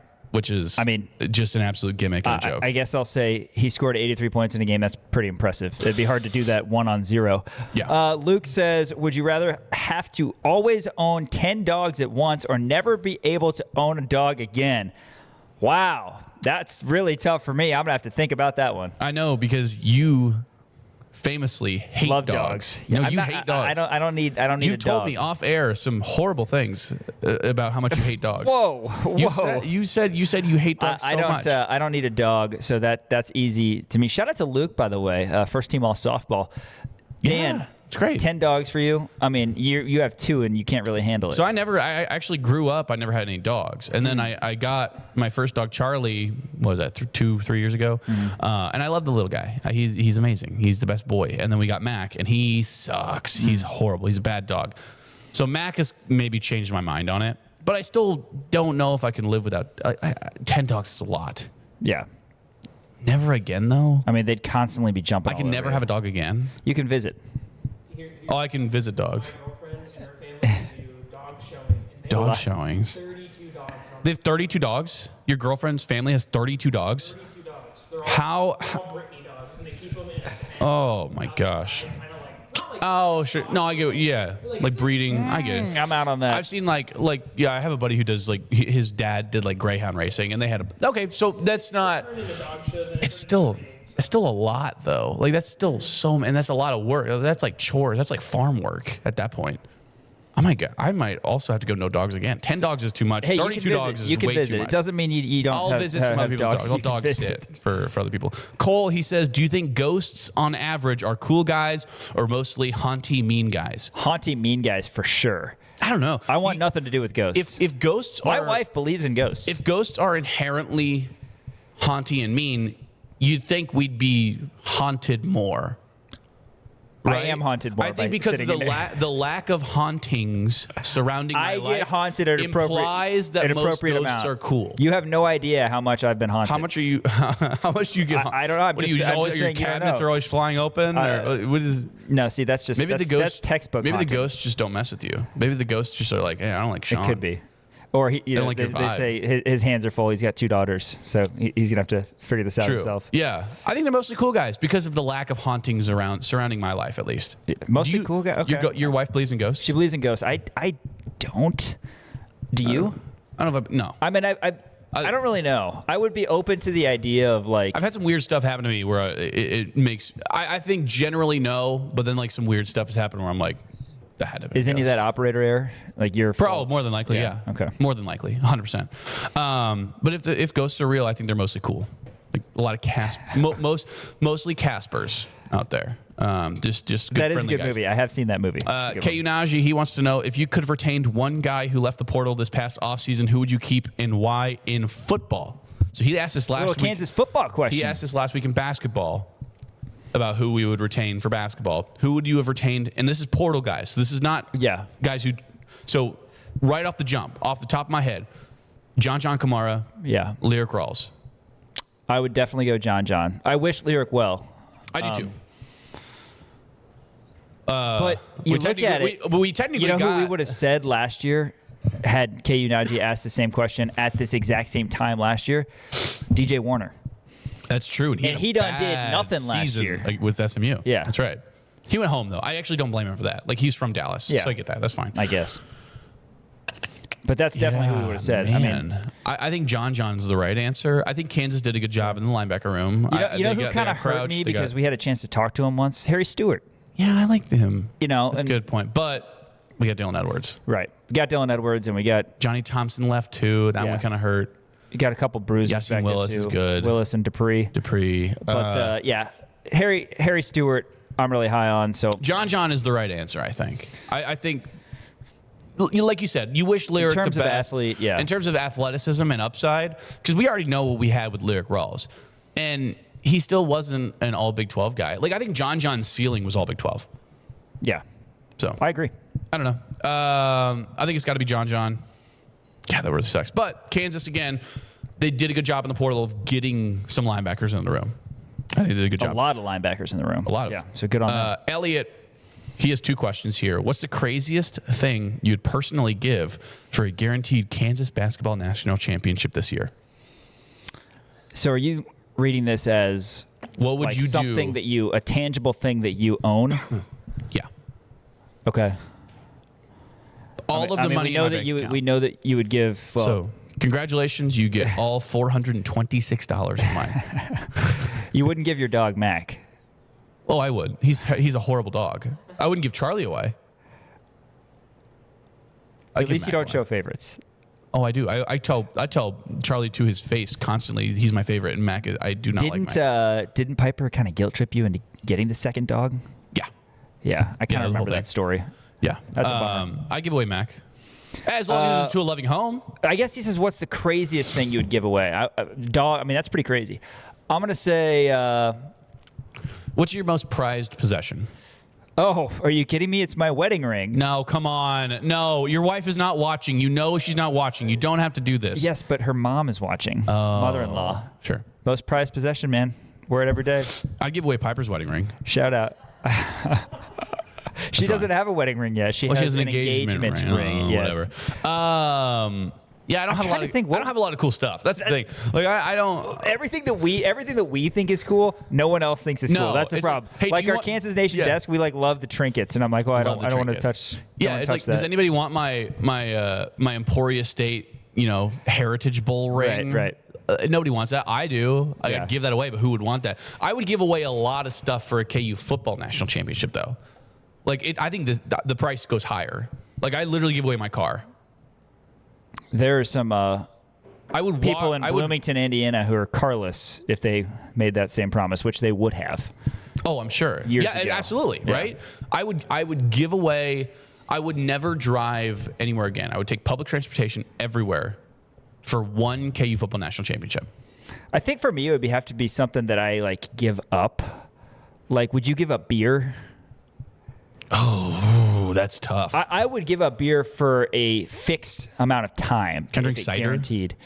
I know Gabe Boucher here in studio is a big cider guy. I like cider. No beer, but for a fixed amount of time, and I'm still allowed to drink beer at any celebration of the national championship. Would you rather give? Ooh, I think we've done this before. Would you rather give up beer or pizza? Beer or pizza? I'm going to say pizza because I can make something else that can masquerade as pizza, like a Stromboli. Okay, sure. Fine. Shout out to Sparrow, by the way. Yeah. Okay. That's fair. But yeah, I think if I could drink ciders, I would do that. Yeah. I think it's fine. I think ciders or like liquor. Seltzers. Yeah. I don't know. Drink like a finger scotch. What about Coca-Cola Classic? I like Coca-Cola Classic, man. At last one here, Elliot also says, would you rather eat one mountain oyster or be trapped inside of a phone booth with 50 wasps? Easy one for me. I've had mountain oysters, and they're tasty. I really like them. Are they deep fried? Yes. Deep fried. It just tastes like beef. Deep fried testicles, if I'm not mistaken? Deep fried testicles. Of young bulls. There used to be in Emporia, there used to be a testicle festival where they'd fry up mountain oysters. Testicle festival. Mm-hmm. Wow. And you're a big fan. You're a big fan, you said? I do. Like that's the thing. That is not even remotely close. 1,000 times out of 1,000, I'm picking the mountain oysters because they're good. They are actually tasty. Why are they called mountain oysters? I also hate Google wasps. says Rocky Mountain. Rocky Mountain Why are oysters. they called those? That is a good question. That is not, and I am not the guy to answer that. We should look at the end. Would you rather be 50 wasps or No, mountain oysters? no. Yeah. I think I would eat the bull testicles.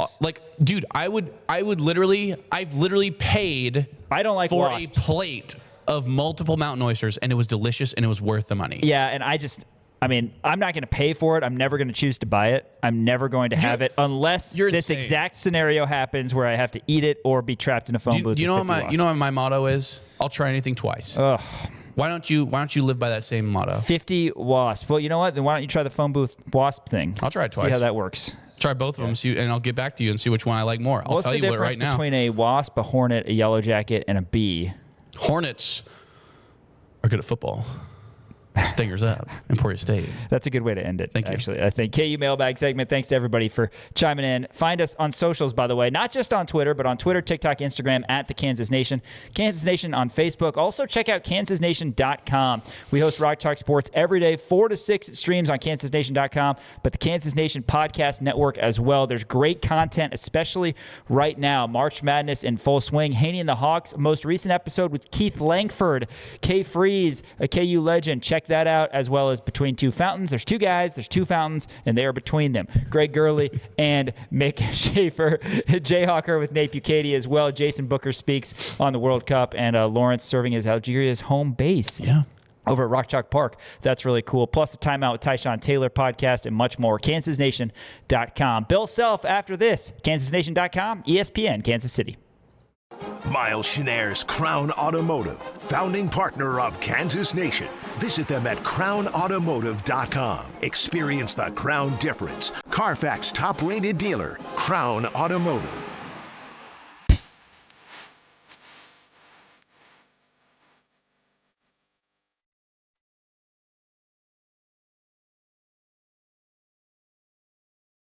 Everyday drives deserve everyday thrills. Get into a 2026 Camry for 3.99% APR. Check out Crown Toyota's inventory of 2026 BZ and Tundra models, low APRs, and big cash incentives.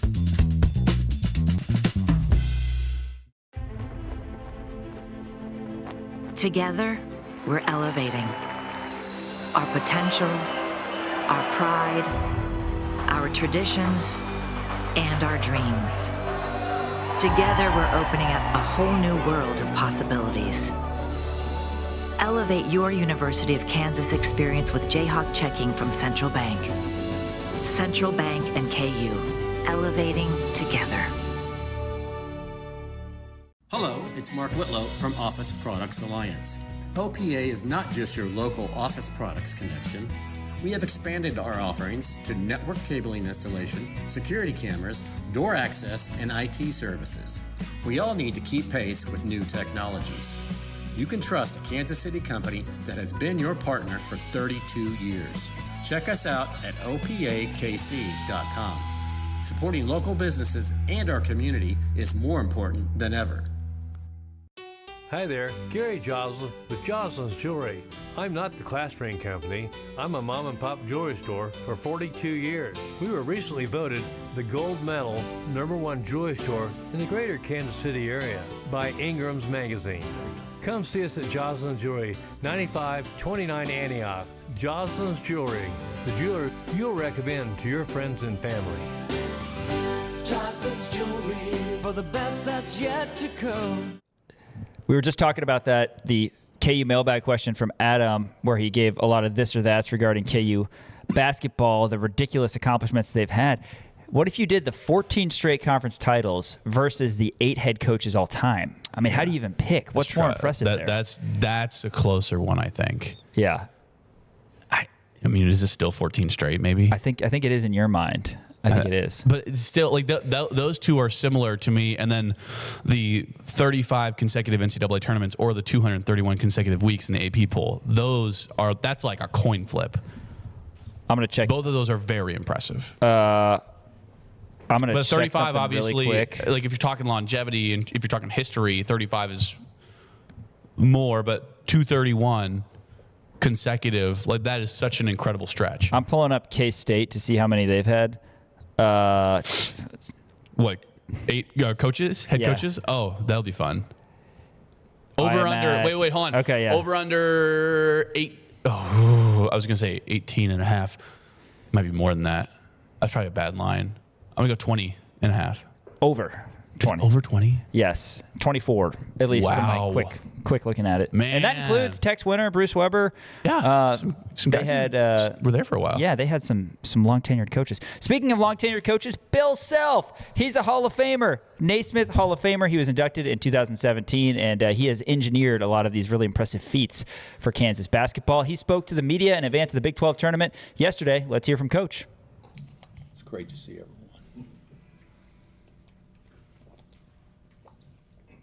Coach, it's a long season. I know people look for there's rumors and speculation. I know you kind of addressed it, but some have suggested this might be your last year. I know you kind of talked about it yesterday.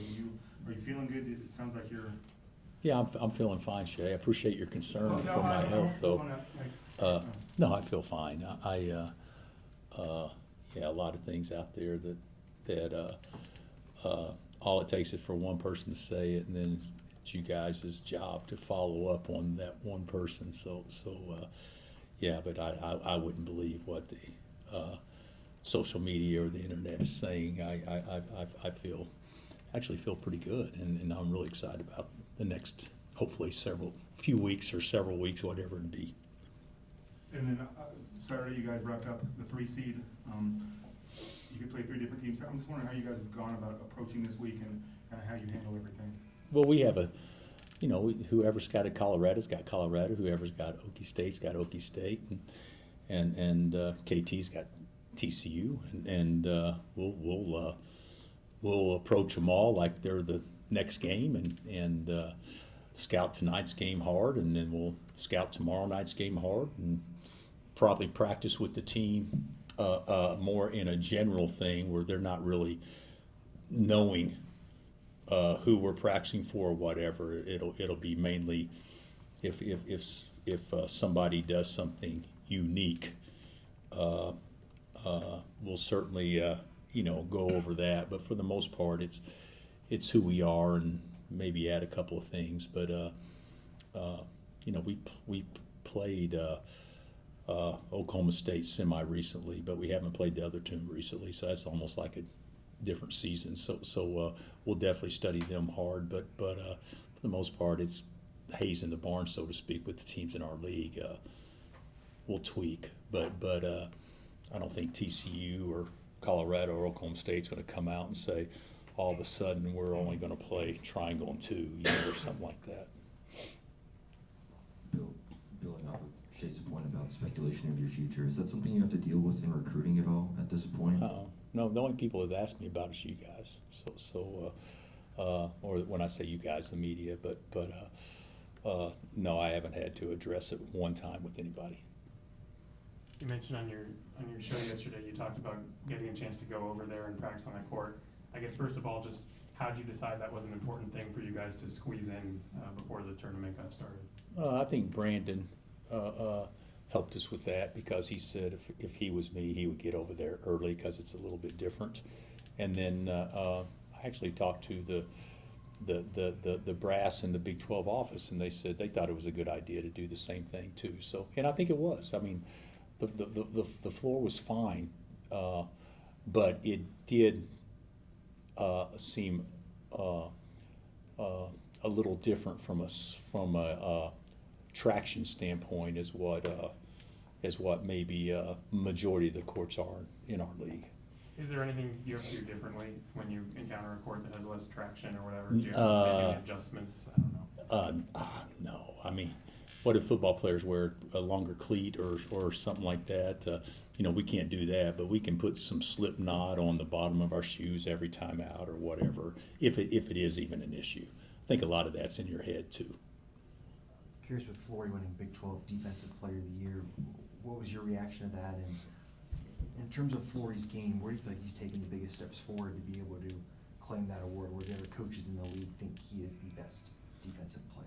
When you say to win that award, in the biggest steps, I would say staying disciplined and understanding to play to his length rather than play to gamble. And I think he's done a much better job with that, much better. Melvin talked about being surprised that Trey didn't get much recognition. Were you He didn't get any. surprised? Yeah, he didn't. You know, the way it's set up, and there's nothing wrong with it, because when you have 16 teams in your league, you know, there's a lot of guys. But if I'm not mistaken, 10 on first team, 5 on second, 5 on third. Is that right? Or There ended up being 6 No. on 1 because of a tie. okay, so with that being said, so there was 16 guys that could win first or second team, and there was not a third team. Am I understanding that correctly, Chris? There was a 13, and then there was honorable mention. Okay, so there was 21 guys that could be recognized on first, second, and third team. And the only way you can be recognized as an honorable mention person is for one coach in the league puts you on first, second, or third team. Does that make sense to you guys? So there had to be one coach in our league think that he was a top 20 or top 21 player in our league. Am I right on that, Chris? And it's disappointing to me that nobody did, because to me he for sure is. But you know, you get to 80 starters in a league, and I mean, how many guys from Arizona on a team that dominates the league actually deserved at least recognition? I think you can make a strong case for. I'll mispronounce his name, Kurchikov. Is that right? Karchinkov? And did he make honorable mention? No, not that I saw. And how could he not be an honorable mention guy when people are talking about he's one of the best 5 defenders in America? So my point, the point is that somebody's going to get left off. I think it's unfortunate it was Trey, because I thought he deserved better. But the reality of it is, when you have outside observers that don't see it through the same lens that we do, it would be hard not to have one coach out of 15 not believe he's a top 20 player in the league. And I think that's what needs to happen for you to be honorable mention. So has Jacques Vaughn had the type of impact on this team that you hoped he would have when you brought him here this summer? Yeah. You know, Jeremy is our associate head coach. People have gotten that confused because Jock's been here, and obviously with his experience, and because he coached the game at Colorado. And to be honest with you, we didn't really talk about who was going to finish the game at Arizona State. I didn't really have that window of opportunity between getting tossed and walking by the huddle on the way out to have a staff meeting. But he's been great. Yeah, he's been great. My whole staff has been great. Jock is very, very skilled and does an amazing job with our guys. You guys will be busy the next few weeks, and you've been doing this a long time, but do you still get excited for this time of year? Do you coach differently? Do you approach things differently, or how do you go about kind of getting ready for this, and is it still an enjoyable? Shay, just so you know, if it's not, then I would quit. Right. Okay? So it's the best time of year. March is the best time of year for me. If you're going to ask favorite months of the year, March would rank ahead of Christmas, ahead of December for me, just because of this is what we love to do and live for and everything. So yes, I find a ton of enjoyment, and hopefully I will coach better and certainly energized to do whatever I have to do and whatever our staff needs to do to prepare our guys. But it's the most fun time. Back to the awards real quick. What'd you make of Darren and how people kind of landed him on that second team? Can you remember that happening very often, where it's kind of an incomplete resume and where to put a guy and you've had to make that decision yourself? Probably. I don't know that I remember one. To be honest with you, I thought it was fair. You know, I thought, you know, when he's right up there, you know, there's no doubt he should be on the first team, but he probably hadn't played enough to probably people to see the consistency or whatever to do that. So I thought everything about it was fair, and I actually was happy for Flory and Mel and everything. I thought the only thing that is it's to me that was disappointing was obviously Trey, and not that it's a big deal, but I just thought he deserved a little better. Darren, somebody's viewed as a top pick in the upcoming draft, but with Flory, especially with the honors that he got recently, do you have any sort of idea on what you think the kind of decision he's going to have to make after the season, whether he turns pro, comes back, or anything like that? Have you given any thought to Flory? Yeah, I've given thoughts. There's things out there that I have heard based on some reports that this could be his last game here or whatever. Yeah, it could be. He could go pro. But I'm not concerned about anything else, if that's what you're asking. I also think this, folks, everybody has an agent. And everybody's agent is, if not shopping, is putting feelers out there about whatever. And that could be done by an agent just to try to get a better deal at the school that you're at. So there's way too much read into a lot of this stuff. Not saying it can't be true, but the reality of it is a lot of stuff takes place without players actually knowing about it. The other thing is, to your point, which I think is a good one, you said with the postseason awards and that kind of stuff, I think that plays this much into whether or not a guy's a pro or not. You want your guys to win that stuff because it's individual recognition and certainly applauds their efforts and all that stuff. But trust me, there's not one NBA team that's looking at, oh, wow, we should maybe go on him or look at him differently because he was this or that within his league. I don't think it works like that. I think those guys are pretty skilled at identifying and knowing what they're looking for.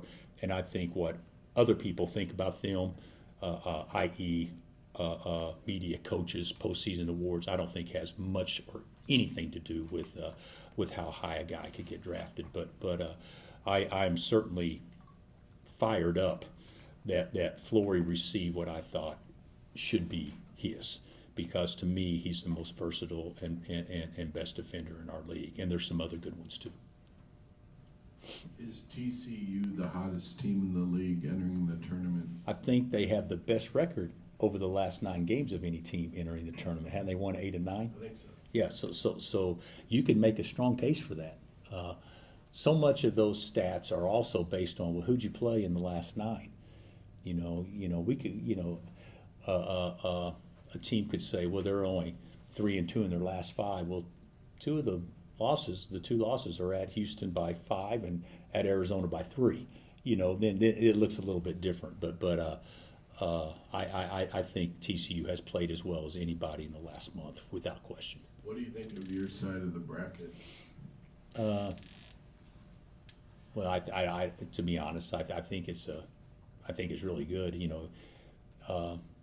If in fact TCU is the hottest team in the league, which I think they are, it's obviously a tough side. And you look at the other side, God, man, you got 2 top 14 or 15 teams on the other side in a quarterfinal game, possibly.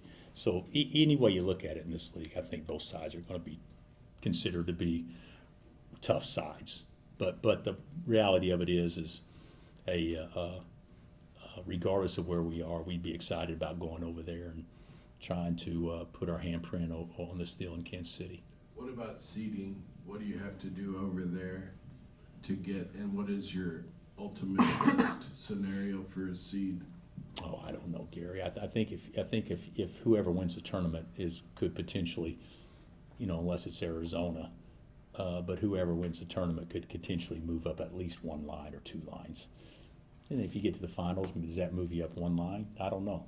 If you win 1, lose 1, does that keep you where you're at? I don't know the answer to that, but I would say going into it, we'd be probably on that 4-5 could go either way seed line right now, the way I look at it. You guys? Yeah. Don't you guys think the same thing? I thought 3 was in play. I didn't say, yeah, I said going into it. Okay. Yeah, going into it. Yeah. I think as of today, I think right at that 4-ish, 5-ish edge would probably be where we'd be at. Finally, what about with the reports of the airplanes not being available as much, do you think you could stay close to home? Because it's hard for the NCAA to get private planes. To get charter planes? Yeah. Because of what's going on in the world nobody in my administration has come to me and told me that. So that may very well be true. So if that's the case, I would be good with that. If where would that put us? Possibly St. Louis or Oklahoma City? Yeah, I'd be great with either one of those. Hopefully that's the case. All right, Coach. I didn't know that there's been an announcement on that. Has there been an announcement? Wrote something last week. About the price of oil and gas and all this stuff. Yeah, so that may be real. That's the two-time national champion who has that additional year finishing as the AP #1 team in the country, Bill Self, yesterday at Allen Fieldhouse. Dan, tell us about Custom Lawn and Landscape. The plants and the lawns are going to absolutely love that treacherous downpour we had last night. Yeah, a lot of rain and a lot of good stuff. And you might think, that's all my lawn needs in order to be a thick, healthy green lawn. But you're wrong, Sean, because thick, healthy green lawns are made in the winter with the help of Custom Lawn and Landscape. They're scheduling their winter services right now for soil treatments, pre-emergent applications to tree and shrub care that protects your yard from harsh cold. Don't wait until the spring to wish your lawn looked better. Start now and enjoy your yard all year long. Call Custom Lawn and Landscape or schedule online at customlawn.com. Custom Lawn and Landscape. Better lawns start here at customlawn.com. We're live in downtown Kansas City. Of course, T-Mobile Center, the site of the 2026 Big 12 tournament. Really exciting as going to be a fun weekend, I would think, for hopefully everybody has fun, right? That's what like my mom says all the time. Yes. Or like a field goal kicker misses. Do you think K-State had fun yesterday? So bad for him. That's true. K-State not having a lot of fun. They probably enjoyed downtown KC. And we talked about this a lot. You got Iowa State on the top half of the bracket, KU on the bottom half of the bracket. Iowa State, Texas Tech. That is going to be, in a word, electric to kick off tomorrow, and then KU against either Oklahoma State or TCU, depending on tonight's results. But pumped to be down here in the middle of all the action. After this, some game picks, courtesy of Dan Courtwright, coming up next on Rock Chalk Sports, ESPN Kansas City and KansasNation.com. Hey, Kansas fans, Coach Bill Self here, and you're watching KansasNation.com. Listen up, guys. Summer is coming, and there's no better time than right now to ignite your health and feel your best. Whether you're chasing peak performance, trying to reignite intimacy, or simply want to feel your best, Game Day Men's Health Lawrence is your calling. Situated in a plush man cave setting, their services for testosterone replacement therapy, ED, vitamin therapy, and weight loss are sure to give you the boost you need. Make an online appointment today by searching for Game Day Men's Health Lawrence. Step up your game in 2026 with Game Day.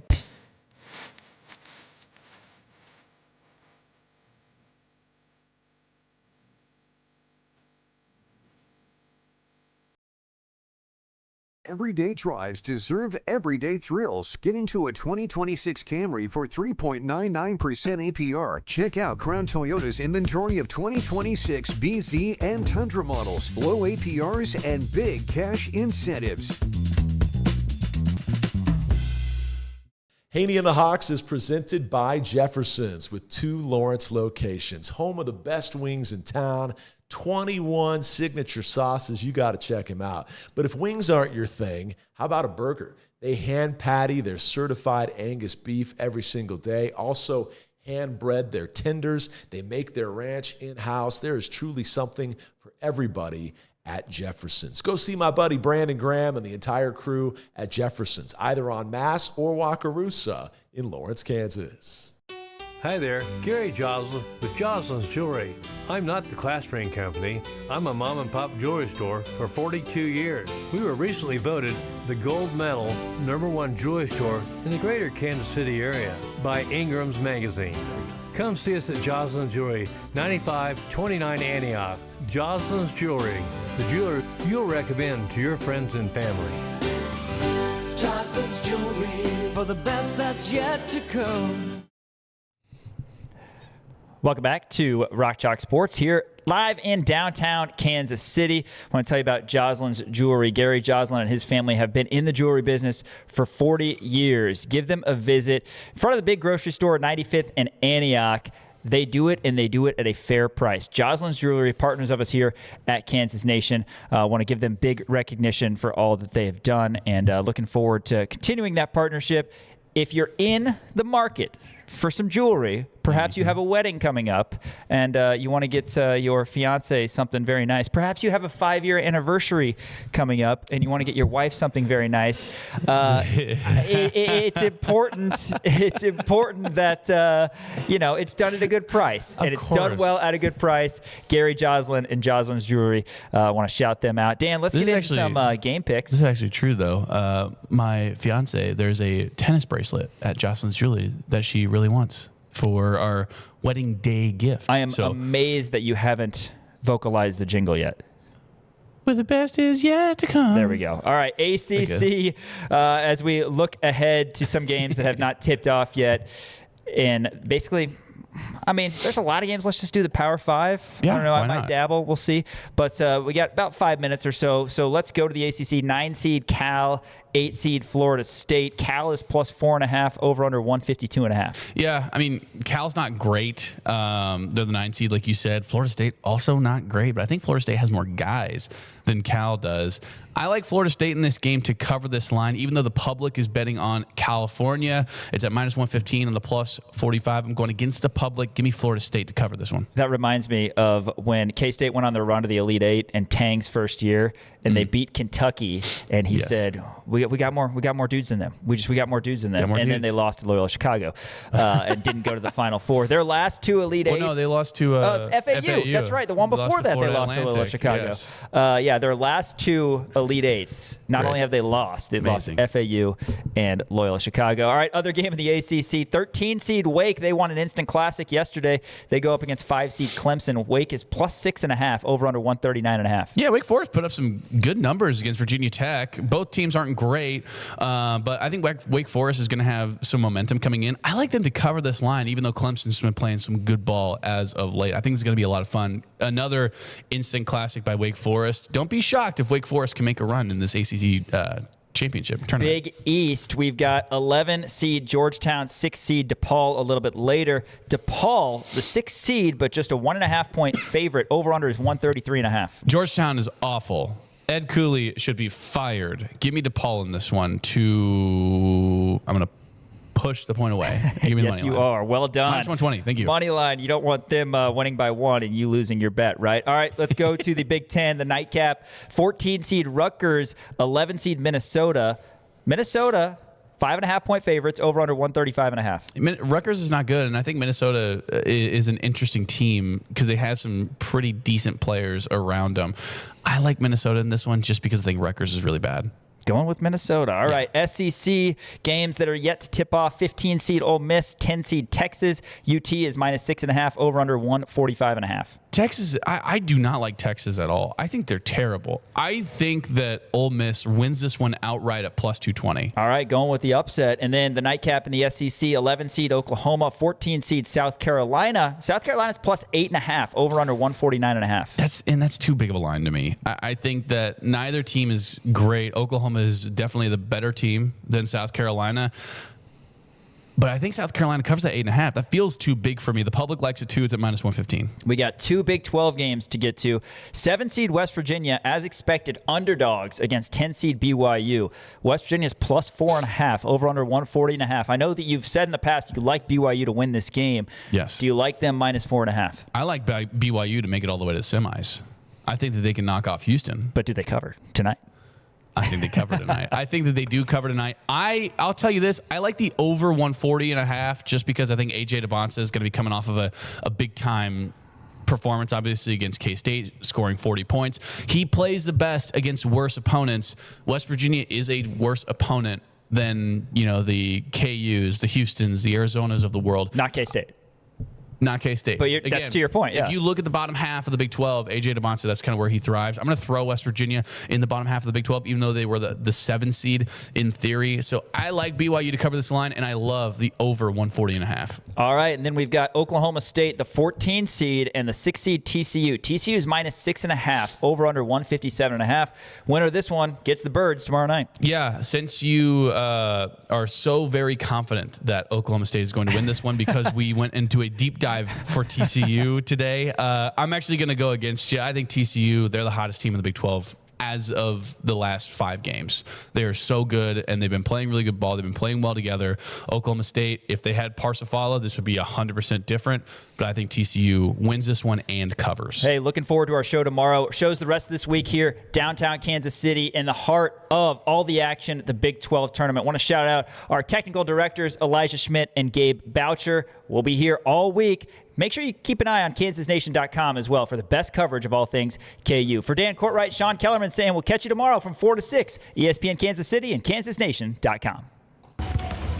Hey, what's up, Chuck Nation? Bidunga here, and make sure you check out the new kansasnation.com. Go Chuck.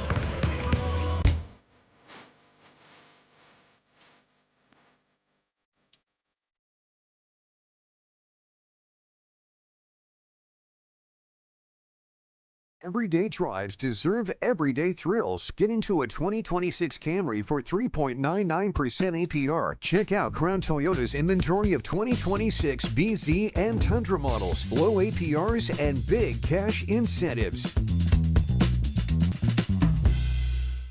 Hey there, I'm Nick Schaefer. I'm Greg Gurley. And this is Between Two Fountains. It's not an original name for a podcast, but it's our name, Greg. Love it. A lot of time and effort went into that name, and that's all we got.